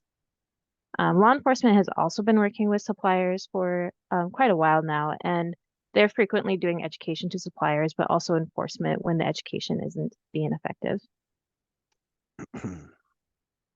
Lots of crayfish to look at. That's part of the work we do too, is helping the law enforcement staff identify the crayfish that they found, and give them, you know, enough to go on, and if there has to be things like enforcement. And then, as I mentioned earlier, as more people buy products online, that does include potentially invasive species. So it can be at sites like online auctions, such as eBay, or through sales and trading sites, including things like Facebook Marketplace. Things can also be sold or traded through internet discussions or interest groups. So we're currently conducting surveillance as able of online sales in Wisconsin, such as Facebook Marketplace, Craigslist, Etsy, and we do get reports sometimes too of partners that found an online sale and they send them to me. So that includes things like a vendor recently in Waukesha that's selling yellow iris, water lettuce, which is very popular. And we have an example here on screen of water lettuce being sold on Facebook Marketplace. Facebook Marketplace is a bit challenging to address because the DNR Facebook page doesn't have a way to direct message people. So when we find these sales, I have to use law enforcement to try to get the contact information for these individuals, and it's frequently just their mailing address. So in those cases, I send a letter informing them that what they're selling is legal to sell and to remove the sale, and I include some educational materials. All of this is documented in case we do have anyone that frequently sells stuff and is not listening to our education efforts. And this will be a good segue on the next slide. I'm going to talk a little bit more about how we can get involved, how people that are LMPN partners or related staff can help out with this topic. And I did want to make the distinction too, you know, when we talk about online sales, there's a few different kind of arenas. So when you talk about a Facebook Marketplace, a Craigslist, and an Etsy, that's typically going to be a little bit more at a local scale, right? So it's people that are buying and selling amongst their community versus, you know, a lot of times on Amazon or other big box store websites, you'll see things for sale that are being shipped all over the country, all over the world. And those are, just want to make that distinction. Those are going to be a little bit different and have a little bit different path of outreach compared to a single, you know, private citizen selling things. We are starting to see on some websites for some of those big box stores for certain species, they may have like a no Wisconsin or no Wisconsin and no Minnesota for species that they know are regulated in our state, which I think is a positive thing, but stuff's still getting through. And so it's somewhere that we want to continue to focus. Yeah, So- so far each go time ahead, I yeah. reach out to, so far each time I reach out to a business website that has something for sale, that doesn't already list Wisconsin as not being able to be shipped to, they are pretty quick to add that. So that's been a great response so far. Yep. So how can you help? So anyone that's LMPN funded or does related work can certainly get involved with this kind of work. I've outlined kind of 3 different tiers that you might want to call them of support that you can provide. We will be incorporating this language almost verbatim or somewhat similarly into the next version of the LMPN scope. So it's not in there right now, but there are OIT opportunities in the LMPN scope currently. Some people in my region are signing on to help with some more of the more advanced work. And I just kind of want to lay it out what we're looking at for people's involvement and ways that you can get involved next year, in the coming years. It's going to look different for everyone, right? Not every county or every area of the state has active pet stores, but there's still things that you can do in your everyday work to help get the message out on this topic. And so that's really the first way. That's this top little couple bullets, you know, just incorporate the messaging into your everyday outreach and education when you're tabling at events, going to lake group meetings, put it into your newsletter. You know, in the same breath that we mentioned the importance of clean, drain, dry, we can go in right into talking about the importance of not releasing live animals, not releasing your pets, not buying, selling, trading regulated species. The DNR just re-upped our partnership with the Habitatitude group, which I'll let Liz talk about briefly, which may provide an opportunity for more materials that we can provide to you all that you can use for this type of work. We've started compiling some stock photos. So that's an example on the bottom right. We were at John's store a couple weeks ago and took some stock photos that can just be generally used for folks during presentations like this or making flyers or whatever have you. We have those stored on a SharePoint site, and if you're interested, you can easily email Liz or I or even Jeannie, and we can get you hooked up with those. We also have an eye towards some more developing some more outreach materials in general. And there's also some regional things going on with various OIT groups that are creating materials that we can use in Wisconsin that we'll be sure to share widely once they're available. So that's kind of the first tier, just incorporated into your everyday work. Second tier, getting a little bit more involved, is we can support pet surrender events. So we're super fortunate in Wisconsin to have John Moyles with JNR Aquatic Animal Rescue. He's his own shop, if you will, and he holds pet surrender events around the state. You've probably seen the information in the weekly newsletters, asking for help promoting the events, advertising. And this is a really great way for partners to get involved at the local level. In 2024, John's targeting, I believe, 29 events across the state. So there's a really good chance there's going to be one in your neck of the woods. Stay tuned to the weekly updates for the information on that. And the ways you can help is, you can just simply help promote and advertise, share it on your Facebook pages, put it in your newsletter, blast it out to all of your different volunteer groups to let them know. And you can also assist at the actual event. John's always looking for help with just running the event, taking names, accepting animals, helping process things, keep the show running. I know lots of people that are on the call have helped with these events. I think it's a great way to get out into your community. They're often held at like an extension office, a nature center, a library, your typical places that volunteers are going. And it's a great way to not only do the event, but increase your network at the same time. So that's kind of the next level. And then the kind of the gold star, or the most involved you can get at this time, would be to actually conduct pet store outreach and monitoring visits. So this is a program that the OIT work group's been working on for a while now to settle on a cohesive protocol for doing this type of work. They are outreach focused primarily. And I'll talk about more of the ins and outs on the next slide, but essentially identifying stores in your area that are selling live animals, going to them with your slew of outreach materials and talking about the different regulations, why it's important to not buy and sell and trade regulated species, as well as doing a quick monitoring of the store to make sure that nothing is present. Training is required before doing that. It's not something that you can just really jump in and do. It's kind of a nuanced, complex topic. We want people to be trained, directly by us at this point. So if you are interested in this, you can either reach out to Liz and I directly, and we'd be happy to put together a little training for you. We've done that for several partners. Otherwise, we'll be holding kind of a more broad training that anyone will be welcome to go to, integrated with the typical spring Train the Trainer information this coming year. So as I mentioned, going into these pet stores or farmer markets or whatever it might be, this is an educational effort. We're not enforcement staff, we're education and prevention focused staff. So that is first and foremost. We talk with the store, we talk with the manager, whoever's there. A lot of times, many of them have already been exposed to this information just by virtue of being in the industry. Sometimes you get a new staff person who doesn't know that much. I've had both ends of the spectrum when I've been doing this kind of work. It's really important that we're transparent during these visits. We're not undercover doing covert stuff. We're there to talk and have a conversation. We leave the undercover work for law enforcement. That's their arena. And all that we do is, we tell them about what OIT is and what their role is in this very important pathway. And then we also make sure that they don't have any regulated species for sale. If they do, we work with them to explain the regulations. And we ideally, at the end of the day, would like to see what's shown on this slide here. Anything that's regulated species needs to be disposed of, removed from sale. If we have problem children, as we often call them, that's when we get in touch with Liz and I and get that information to law enforcement in case enforcement is needed as a last resort. But we always start with education and outreach first. I believe this one's you, Liz. Yep. And so then for pet stores, this is just interesting to see. It's the most common species that we find.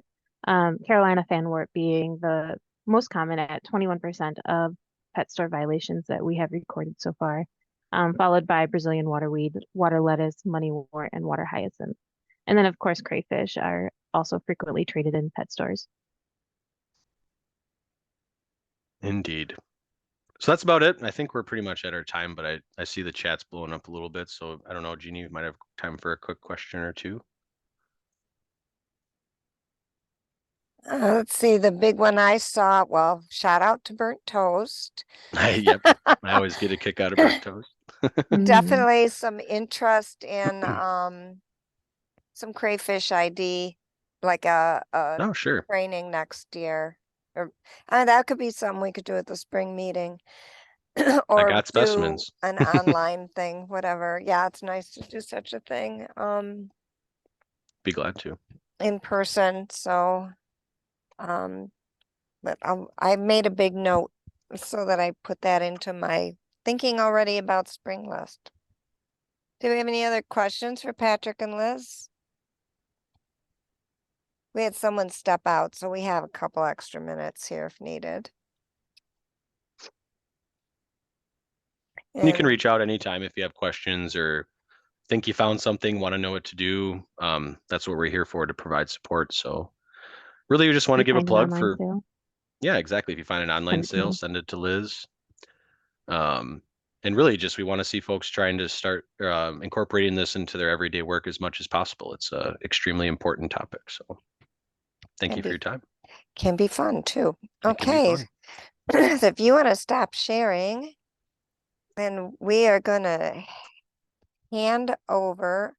Oh, there we go. Alex actually just went in and put the whole list of, are those the open dates that are left for John's events, Alex?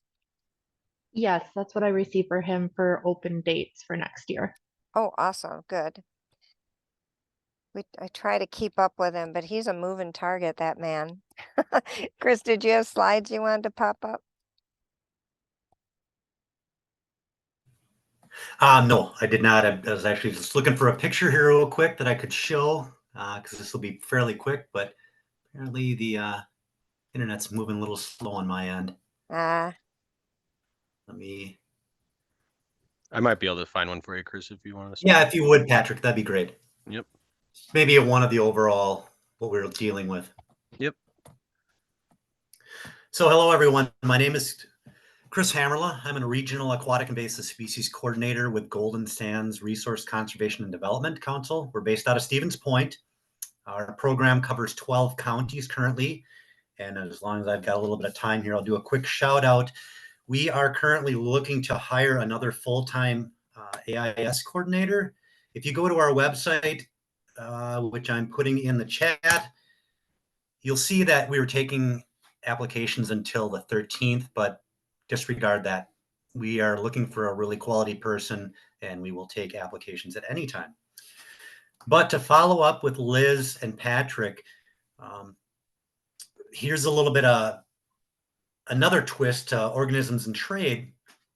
Kendra Cunninger, who used to work with Golden Sands, who's now with Wood County, was out and about earlier this year, and she's like, I think I see purple loosestrife planted at a Quick Trip, and went and checked it out, and lo and behold, I'll say we don't know to this day or not whether it was intentionally planted or if it just happened to be in the fill. But at any rate, you can see by these pictures that the purple loosestrife was well manicured, very substantial. These plants were probably anywhere from 6 to 7 feet tall at the tips. So what do you do in an instance like this? You're driving around, you notice something in somebody's landscaping, and where do you go with it? So the first thing is the identification part. Some of you might be AIS verifiers, but if you're not, just get some good quality pictures, not like this. I mean, this is too far away to really tell, but get a nice close-up picture in hand like Kendra did here, where you can actually see the leaves, you can see the stems, you can see the flowers, or whatever it might be, identifying characteristics. And really the next step is I reached out to my local statewide AIS coordinator. So whether it's Amanda Smith or Patrick, or in my case, it's Tyler Masalk, contacted him, and it's like, hey, this is what we got going on. What do we want to do with it? Where do we go? So what happened is Tyler came out, we met, we talked to the store manager, and this was a newer location from a year or two ago. So then we were able to get the information about who the landscaper was. We were able to reach out to them and kind of go that route. And again, as Patrick mentioned, we're not law enforcement. We're just acting as an outreach and education, making sure that the landscapers know they can't be planting this. Is there more out there? So that's kind of really where this went. That contact with the landscaper led to just talking to other landscapers in the area and the nursery where they get their plants from. So just outreach and education to all those. And it, again, in this instance, it came back that basically everyone said, you know, we don't know how it got there. We don't sell it. We know it's a listed species that we're not supposed to have or sell. And there is a lot of purple loosestrife in the area. But again, as I look at this, I'm like, boy, it's pretty strategic. It's pretty well grown. So who knows? But doing the outreach and education was important. Getting your local statewide AIS coordinator involved helped out with that process. And then it's up to you on your comfort level on where you want to take it from there. And then just make sure that you write down, you know, report on everything you did. Get good pictures. Where is it at? You know, when did you contact people? Who did you contact with? Just for your reporting, and if there needs to be any follow-up later on that. Patrick, anything else, or Liz, that we wanted to talk about? I guess in this circumstance, because it was an organisms and trade thing too, I did include Patrick and Liz, and that way they would make sure that if DATCAP or anybody else needs to be involved with this, they could go from there.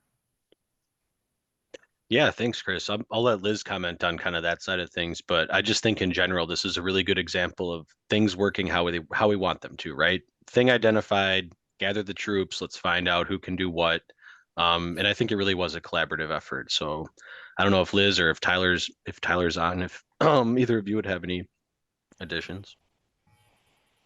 Not too much. Just really appreciate Chris's work on this case. I feel like we got Absolutely. a pretty satisfactory end here. I did see a question come in from Jasmine. Yes. So after we contacted Quick Trip and the landscapers, they're actually building another Quick Trip just down the road a ways, and there were landscapers there that were doing the work. They went and, or I guess I'm not sure who did, but those plants were removed from the landscaping pretty much almost immediately. And sounds like overall a pretty positive response from Quick Trip itself, right? In terms of wanting to help with this. I know most of the contact was actually with like the contractors and things like that, but they weren't, Yep. They were playing along, I guess is what I meant to say. Yep. And really when you introduce yourself in a situation like this, really making people understand, you know, go in there professional, you know, have your name badge on, inform them who you are and what you do. But letting them know up front that, hey, this is an outreach and education thing, because immediately everyone's like, oh no, I'm going to get slapped. You know, no. We're just trying to figure out what happened here, make sure it doesn't happen again. Again, Liz and Patrick kind of mentioned this earlier. We're outreach and education. Sometimes there's problem entities out there and you deal with those accordingly. But with the first go around, just letting them know that, hey, we're just looking to get this fixed, and who do we need to reach out to? And like Liz mentioned, Yeah, go ahead, Liz. I'll say our end goal is compliance. We just want compliance. We just want these things removed from the landscape, not being sold, things like that. So if we can get that through just education and outreach, that's fantastic. Yeah. And we're And really in most cases. Yeah, and we're really fortunate that, you know, Chris has a lot of experience on this topic and was able to have these conversations with the folks that were involved, you know, and just want to give a plug, you know, we're all here to help. If you're not comfortable having that kind of conversation, reach out and we'd be happy to, you know, take it from there. We want people to be comfortable while we're doing this, but we recognize that it's something, you know, maybe you don't just jump right into, you kind of build up over time. So Interestingly enough, after a meeting with the current landscaper who's working with the quick trips, and this was in Marshfield. So fast forward like 2 months, I'm in Princeton in Green Lake County, about an hour and a half away, and I'm walking into a quick trip that's being remodeled, and there's the same landscaper working there. So I was able to touch base with him again, and so you're also kind of forming relationships with some of these people as you're meeting them. So just remember that when you're introducing yourself and discussing a situation like I was in Marshfield, I may see them down the road too. So Great point. Good partners. That's all I've got. Well, thank you. That's yeah, it's an interesting story. I was actually sitting here thinking about how Quick Trip is home based in La Crosse, right? And the populations of purple loosestrife along the river and in the riparian or the I'm forgetting my words of back from when I used to be out on the landscape more. Like upriver on the tributaries and things. There's some sloughs and things that are pretty heavily impacted. I was like, I wonder if we can get some corporate AIS monitoring, prevention, biocontrol, corporate sponsorship money from these guys to Free help. breakfast sandwiches. Yeah, no, yeah, feed everyone who helps with biocontrol in La Crosse gets a free breakfast sandwich. I'm I think it's thinking more important. like helping to pay for it. I'm thinking it's important to remind people too that, this isn't, it happened to be a quick trip, but this really isn't a quick trip issue. It just Right. That's a good happened to point. be, it's more of the landscaper issue, however it got there. But yeah, I don't want to make it sound like it's a quick trip issue. No, I was just more- making the connection from being out there. But oh yes, I like the Western omelet croissant sandwich too. one last thing I'd like to plug here though is, Kendra happened to be in the area. She kind of lives in that area, and we worked in that area. However, you could be anywhere. So if you happen to see this kind of stuff, make note of it, and then find out who the AIS contact is, or contact the Amanda Smiths or Patrick's or Tyler's in that area, and just let them know, hey, I happen to be driving through the area. I saw this, and then somebody can follow up. Yeah, we And do then I have see there's a another good comment here question from, here. yeah. I see. You look at Jasmine's question about how you might respond differently for a private landowner. Yeah, so if it's a private landowner, of course, purple loosestrife is regulated. It's not prohibited. It's just restricted. So you have to look at it that way. So if you're going to go and introduce yourself to a private landowner, this could be someone along a lake shore. It could be yellow iris. It could be purple loosestrife. You're doing outreach and education. So you're basically informing the people what that plant is, some of the issues with it. And then I go from the standpoint of, it would be great if you would remove it or do control or management of it, but they're not required to, because it's not a prohibited species. So that's something to remember. I guess I'll let Pat jump in from here. No, that's spot on. I would agree, and I would just add that the distinction is, while it's restricted, you can possess, but you still cannot buy, sell, trade, right? So that's kind of where we draw that line, and hence why the quick trip thing was the issue that it was. But yeah, otherwise that's spot on. But it And is to a follow up with great Patrick. opportunity to pass out those new landscape alternatives brochures. There you go. Yep. To follow up with Pat, he said buy, sell, trade, but also move or introduce. So Yep. So the neighbor couldn't be like, oh, that's cool. Oh, my mom likes it. Well, I'm going to dig it up and go plant some in her yard. No. Yep, spot on. Would you add anything to that, Liz, from your perspective?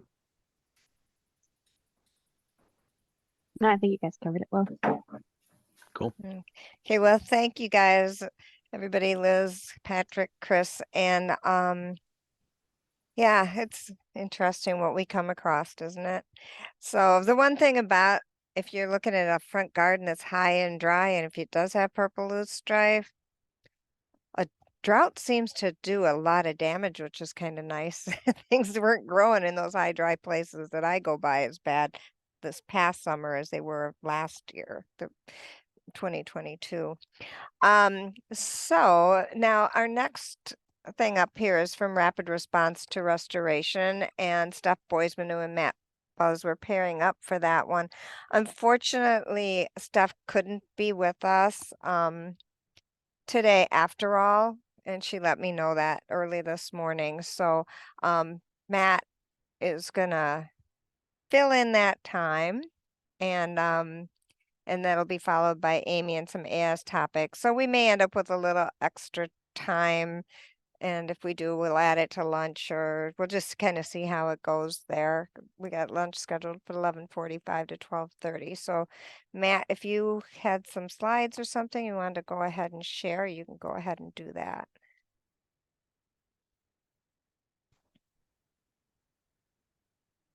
And I see them. Okay, cool. Just one sec. Let's do this as well. Okay. Good morning, everyone. Like Jeannie said, I'm Matt Buzz. I'm the statewide wetland invasive plant specialist with the Wisconsin DNR. I'm going to talk briefly today about wetland invasive plant control and from response to restoration, how both those aspects can fit into your management planning, and show that perhaps maybe these two aspects are not so disconnected. Originally, as Jeannie also mentioned, this presentation was going to be a springboard for Steph to provide her own examples of how she's incorporated restoration aspects into her invasive species management.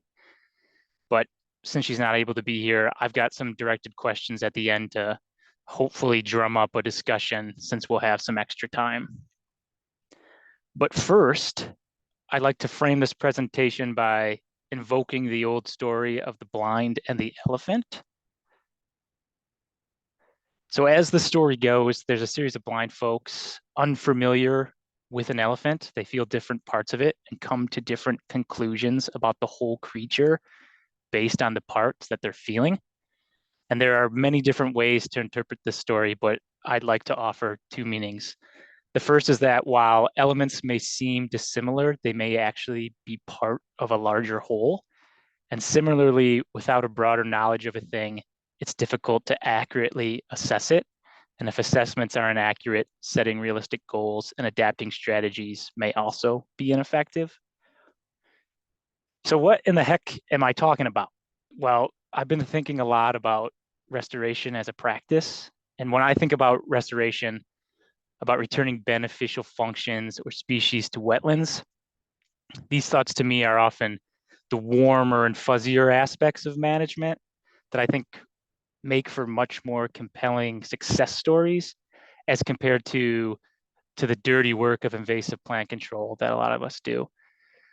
But more and more research is beginning to show that these are not distinct and separate, but rather two ends of the whole elephant that is management. And simultaneously, understanding your site at a watershed scale or a landscape scale can influence the site-specific outcomes of your responses and or restoration efforts. And this ultimately affects one's management goals and priorities, which, as I previously mentioned, can be incomplete without looking at that whole picture. So with that in mind, I'm going to spend the rest of this presentation summarizing key takeaways from a series of papers focused on the control of our favorite wetland invasive poster child, non-native Phragmites. And these studies also include research regarding the response of the native seed bank and plant communities in two regions of the United States. And the goal is to show how landscape scale characteristics can influence the site's invasive and native plant communities, to focus your thinking on the larger landscape context when considering a site's overall management goals, and to give a better idea about when actively incorporating restoration would most greatly benefit your invasive species control projects. And we're going to do that by touching on these four topics. And we'll use these 4 topics to bounce between a landscape focus and a site-specific focus. But before jumping into that, I just want to define some terms quickly. So for the first 3 topics, I'm going to be talking about how degradation, connectivity, and integrated pest management affect native plant recovery. And by recovery, I mean the natural response of a site's plant community following invasive plant control. And then for the final topic, restoration, I'll use that to refer to actively seeding or planting species to aid in a site's community recovery. So recovery is management interventions. Recovery is no management, interventions after control, just letting come what may. And restoration is deliberate actions following control to influence which plants return. So degradation, most of these I think we're all going to be familiar with as concepts generally, but this refers to how much alteration a site has experienced and can be thought of both from a landscape scale and site scale.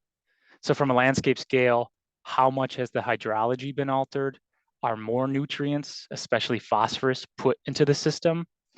These 2 factors, altered hydrology and excess nutrients, they promote the establishment and the growth of non-native Phragmites.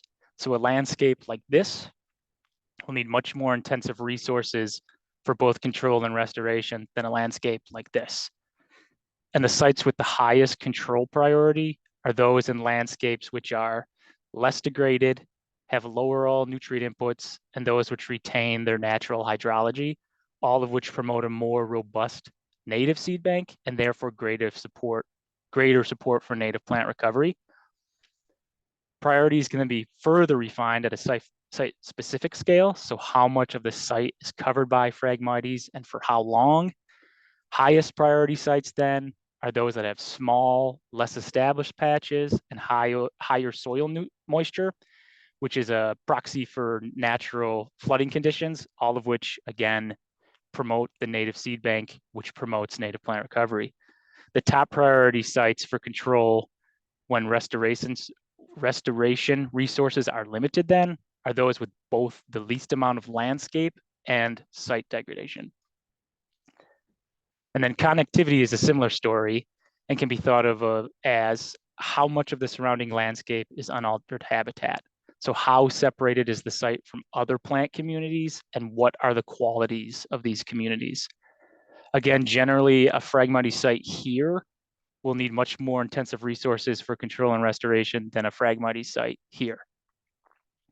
In terms of management priorities, research supports the idea that more natives yield more natives. And what I mean by that is the more connection a site has to surrounding plant communities, the more resilient that site is to both initial introductions of invasive species and reintroductions of that same species or secondary introductions of other species following control. And the higher the quality and more diverse those surrounding plant communities are, the more resilient the site. So again, the lowest priority sites when restoration resources are limited are those with the lowest connectivity, where each one of these patches is a separate wetland or separate plant community. And then the higher priority sites are those with high connectivity. This image should speak for itself. Hopefully you're all familiar with Lord of the Rings and its associated outdated memes. But this is just a reminder that even given all of this, Phragmites control is a long-term process, and eradication, though possible, is often unrealistic. But what site-specific control practices can both strengthen your odds of complete control and also help facilitate native plant recovery? And the short answer is integrated pest management, or IPM. So here's the general annual phases of the Phragmites life cycle.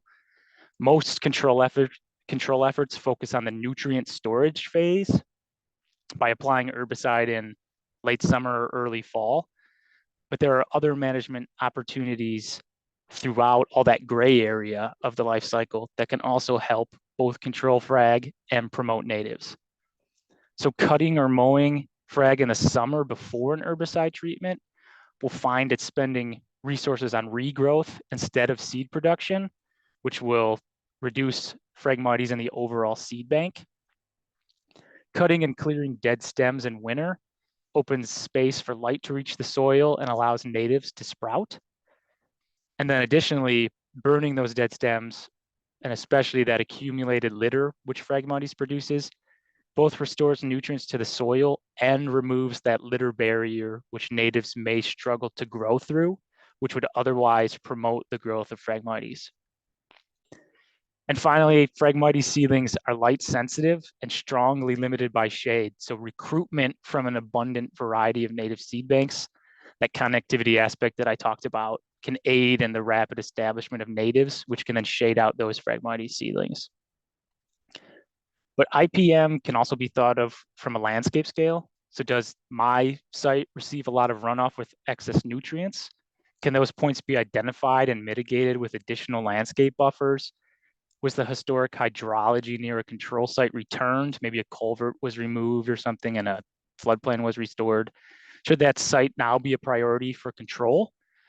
Coordinating control efforts in tandem with these other functionally restorative projects in the broader landscape can help expedite these or your management goals. But this is largely only possible if the entire watershed or landscape is considered, hence why broadening out that site context is so important. All that considered, when does restoration make sense for your particular control projects? So at a landscape scale, is the site in a highly degraded or disconnected landscape, or in an unaltered, highly connected landscape? At a site scale, is the patch large and established or small and unestablished? And does the management plan incorporate IPM or not? And without the influences of natural hydrology and a varied surrounding plant community, these sites at this end of the spectrum will be the least resilient and will therefore need the most active help if the return of native plants is a management goal. And as I mentioned in the previous slide, this may take some collaboration at a landscape scale, because even if you control Phragmites, if we remember that elephant at the beginning, the negative effects of that highly altered landscape can promote reintroductions of invasive species while also thwarting your restoration efforts. Sites that fall on this end of the spectrum, though, will be more resilient and therefore will need less active restoration to recover. But all that considered, sites aren't going to fit neatly onto one end of this spectrum or the other in most cases. So my first recommendation, because this is most directly within the control of managers, is to help yourself and incorporate IPM regardless of the site. And then what much of the research, which I've been summarizing here, has found is that because in reality, the spectrum can be so variable, plant recovery differs on a site-by-site basis. It's largely context dependent. But in most situations, relying purely on the seed bank results in poor native recruitment. And two, just to reiterate and to show that research reinforces this principle as well, IPM approaches result in better control outcomes than a single method. And the purpose of restoration then is to tip the competitive scales in favor of the native community. And that may mean regardless of landscape and site characteristics, whether it's on the red end or the green end of the spectrum, restoration can still be considered a necessary management option as resources and budgets allow. So the last thing I'll say before closing is that the response of the native plant communities following invasive control is woefully understudied. And oftentimes the plant communities of managed sites, even resilient ones in less degraded, highly connected landscapes, don't exactly reflect those of the reference communities. And the timing and trajectories of native recovery is not well understood.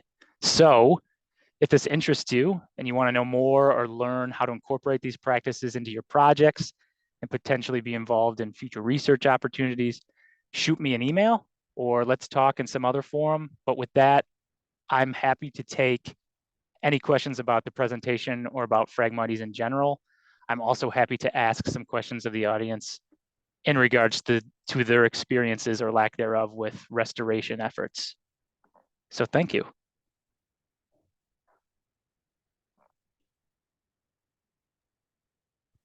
There's no questions in the chat, but feel free to unmute yourself and just shout one out.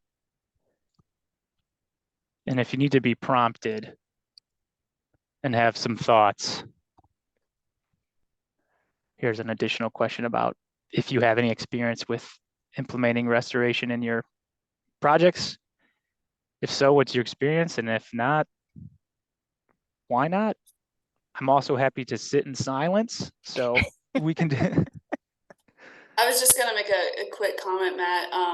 During my graduate studies, I did a project looking in the city of Madison, some areas where imazapyr was used to control Phragmites, and looking at how much residual we found in the soil, we decided against any sort of planting of native seed because it would not have grown. We later did some greenhouse studies to kind of test that and see, was it enough left to actually inhibit seed, and we found almost complete germination inhibition. So I just wondered if you had any other kind of experience that you had seen on different herbicides or things, control methods, when you didn't have residuals as problems. Are there other herbicides folks are having success with to avoid imazapyr? So interestingly, and I think it also depends on, is the common answer in ecology, is it depends on the site. A lot of these studies specifically noted that there wasn't any difference. They didn't see differences in terms of recovery between glyphosate and imazapyr were the two they studied. We know that imazapyr generally has that longer residual time. And so if natural or native recovery or restoration is one of your goals, glyphosate is probably the better answer. There was something else I was going to say about this. A lot of it also occurred in either tidal marshes or in coastal wetlands. And they think, the researchers think that the influence of the hydro period, so how often sites were being flooded and for how long, didn't take away those effects of imazapyr residual, but they sort of lessened the impact. And I know, especially in Madison, there aren't a lot of sites that are,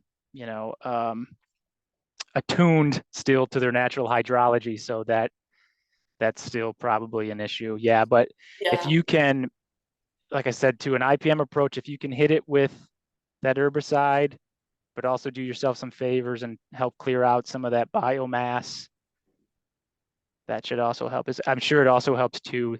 It depends on the method in which it is applied.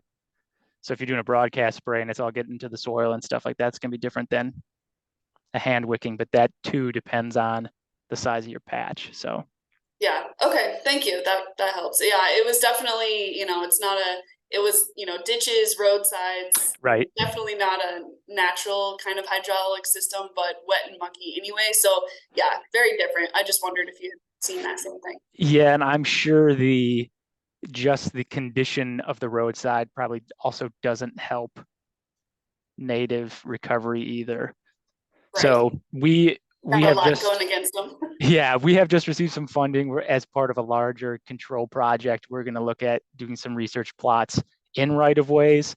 Our wetland monitoring team has done some work classifying species assemblages in exceptional, moderate, and poor condition wetlands, and we're going to see if we can use those conditions as a way to promote natives in roadsides.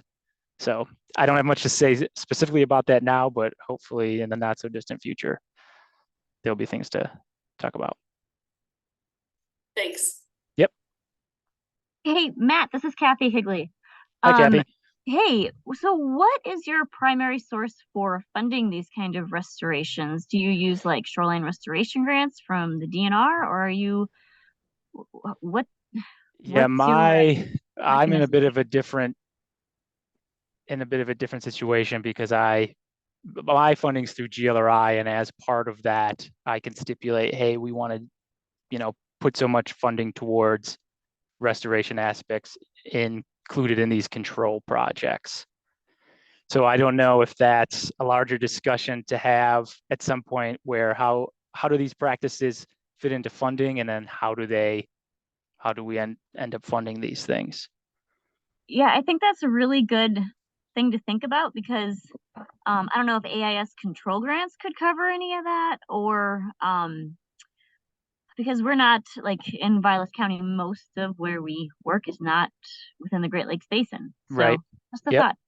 Yeah, that's, I mean, I have another question here. What are the major barriers? And the first one there. So I think that is a larger conversation, and I think it's one we should start having. I don't know how it all shapes out, but it's definitely something I think to think about. I remember when they first started talking about those, what are they called? The Beautiful funds or something, one of the big federal things. Jason kept bringing up how maybe we could do invasive species work under that. And then I lost track of the conversations. I don't, because that wasn't going to be stuck just to the basin if it was going to allow, but yeah, just even if you can get to those degraded right of ways like they did down in Iowa, where they've got these massive projects going, they have had for years, thanks to some funding they had found, but Yeah, I be think nice to get things first. Iowa's a bit of a different animal too. I think they have a pretty substantial funding source that allows them to do all that stuff. Yeah, they had But yeah, some that's special thing. that's one of the issues, I guess I'll say, is that even the funding sources, I think of these two things as separate. And I'm not sure that they're as separate as we think they are. Hmm.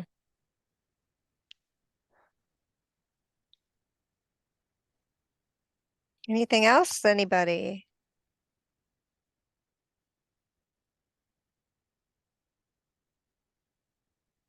All right. All right. Well, thank you, Matt. Yep, You did thank a you. fine job filling the time. And you guys reach out to him if you got any follow-up questions. Nice frog.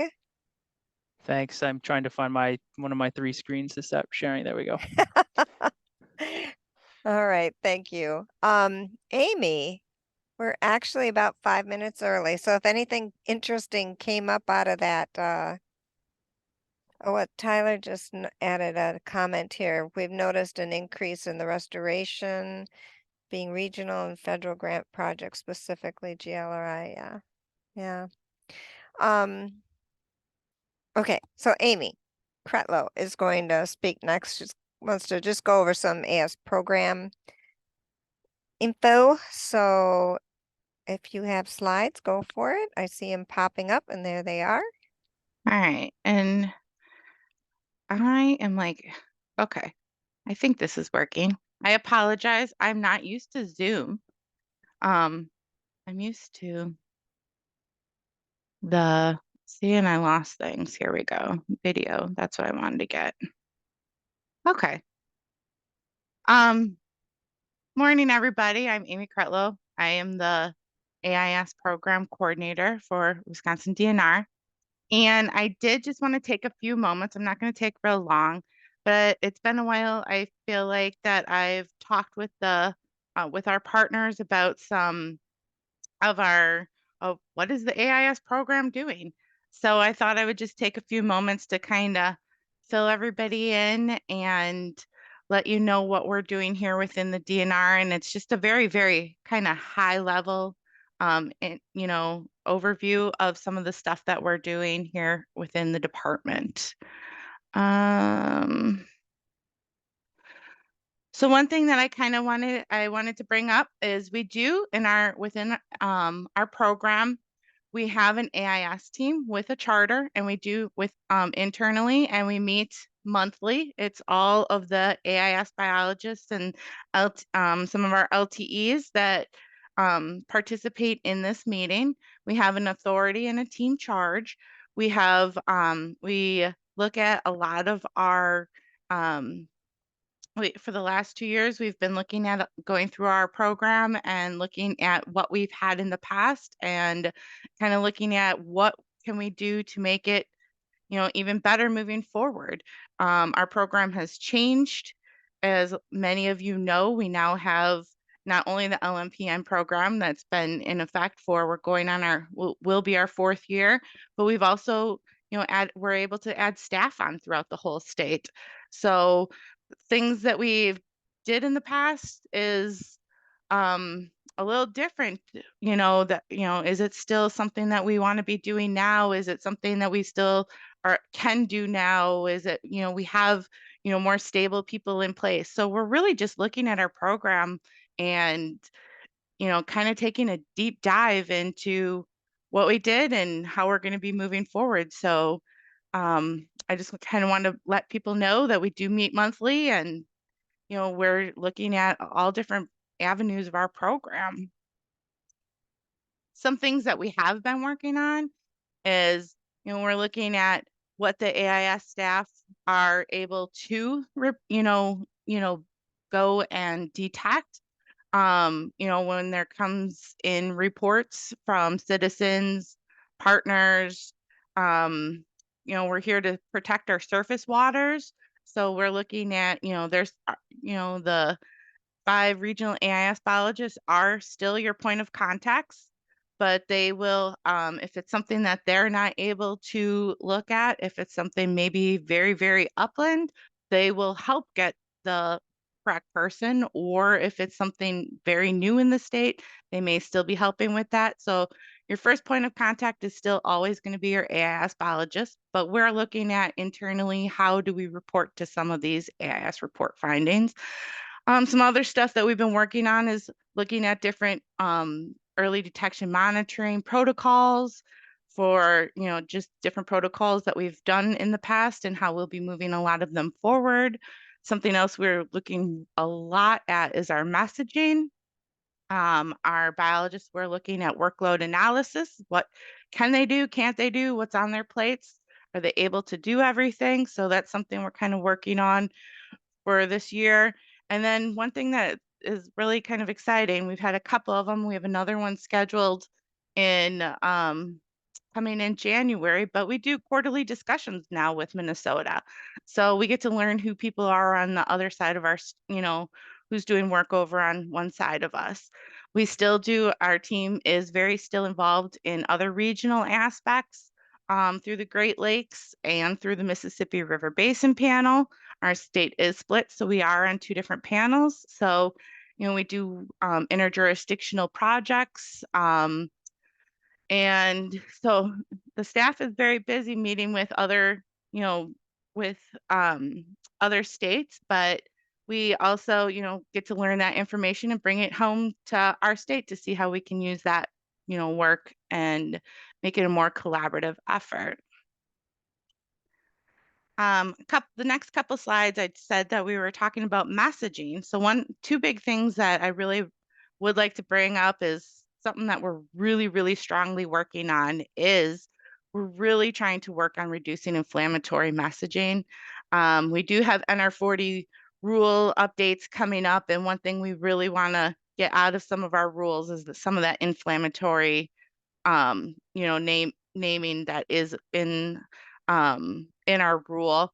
One of the big things, and Emily Heal did take a really great approach on building this freshwater golden clam ID guide or card. And, Minnesota had done a lot of work in trying to find the correct, name that could be used for this. And so as a regional effect, we've adopted also the freshwater golden clam for corbicula. So, and we're trying, we're really, really moving away from the Asian carp aspect and its invasive carp, and even broadening that out to more, not broadening it, but instead of using invasive carp, using more of the species that are included invasive carp between bighead silvergrass and black carp.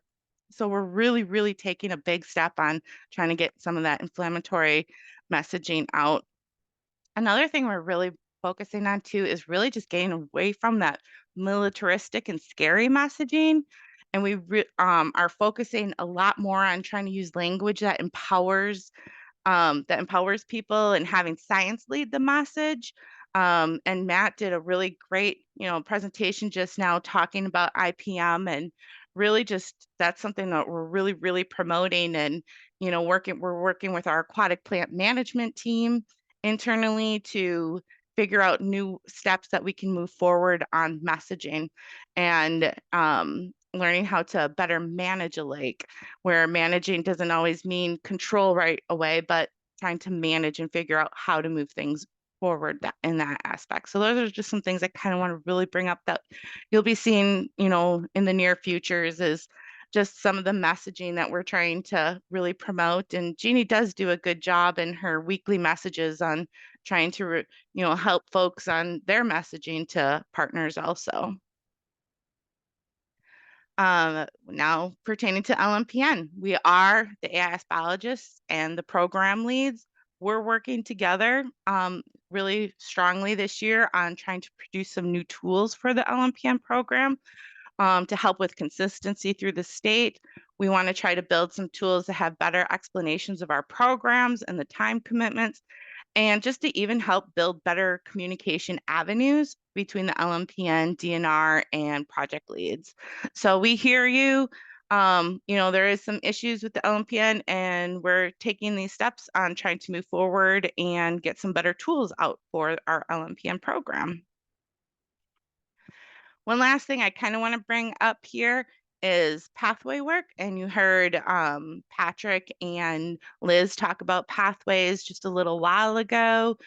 Chris Hammerler touched on it, and Amanda Smith will be talking in a little while about pathway work.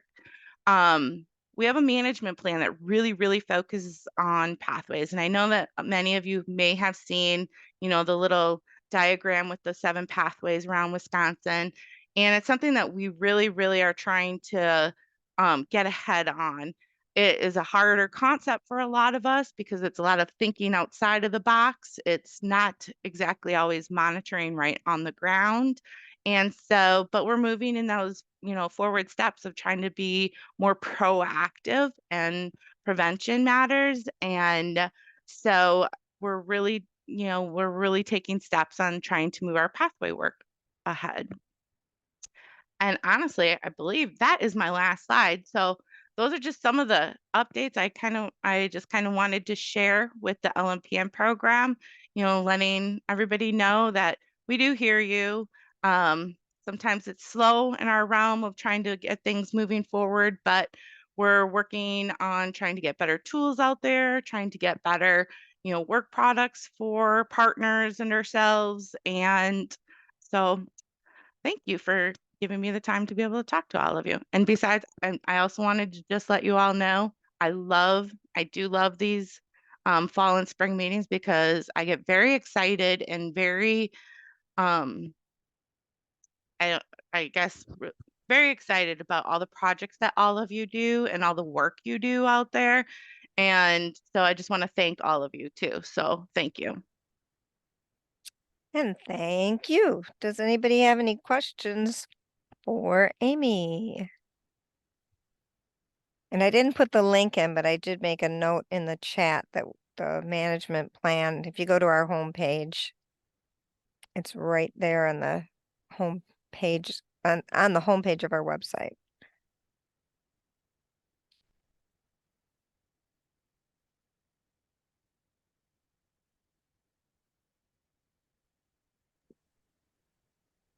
Hi, Amy. This is Kathy Higley. I know I've talked a lot today, but since no one else is talking, I was just having a curiosity here.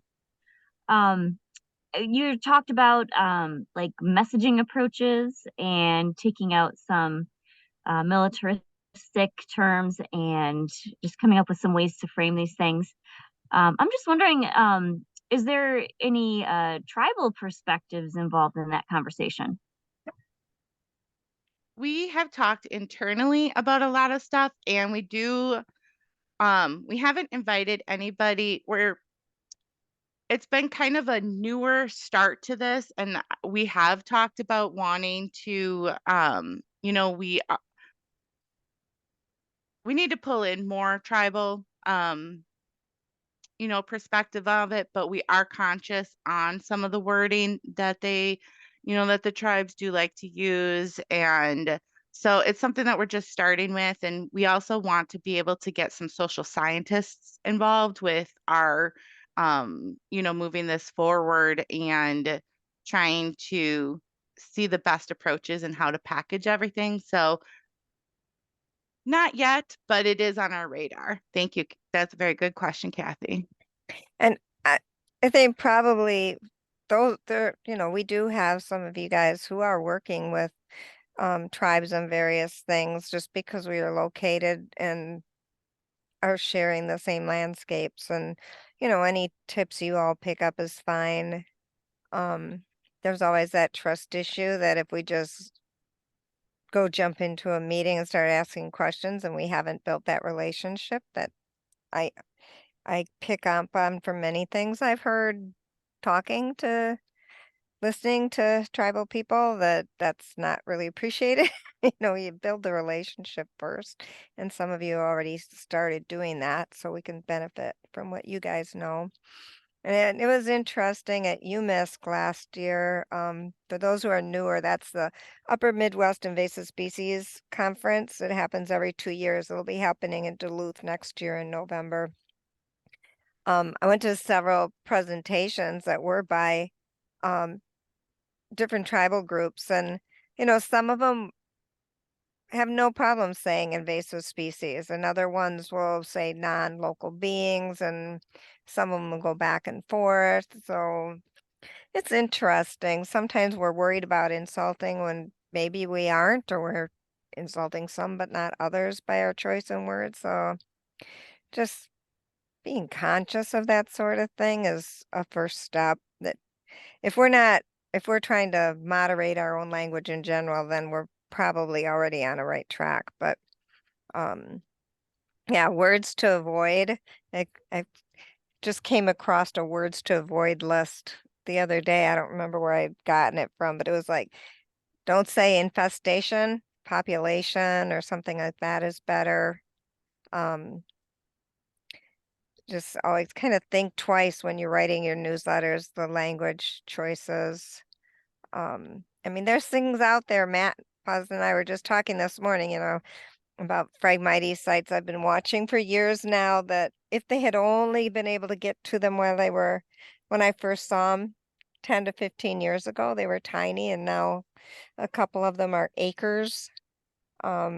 There's things you do have to get to right away to deal with, and there's other things which we can wait and see. So it's something that AS team that Amy was talking about, we discuss that a lot. And if you ever have questions or ideas, please send them our way. Any other quick things? If not, it's 11:45, which is our break time till 12:30. So I'm gonna, first of all, before I forget, I'm going to stop the recording.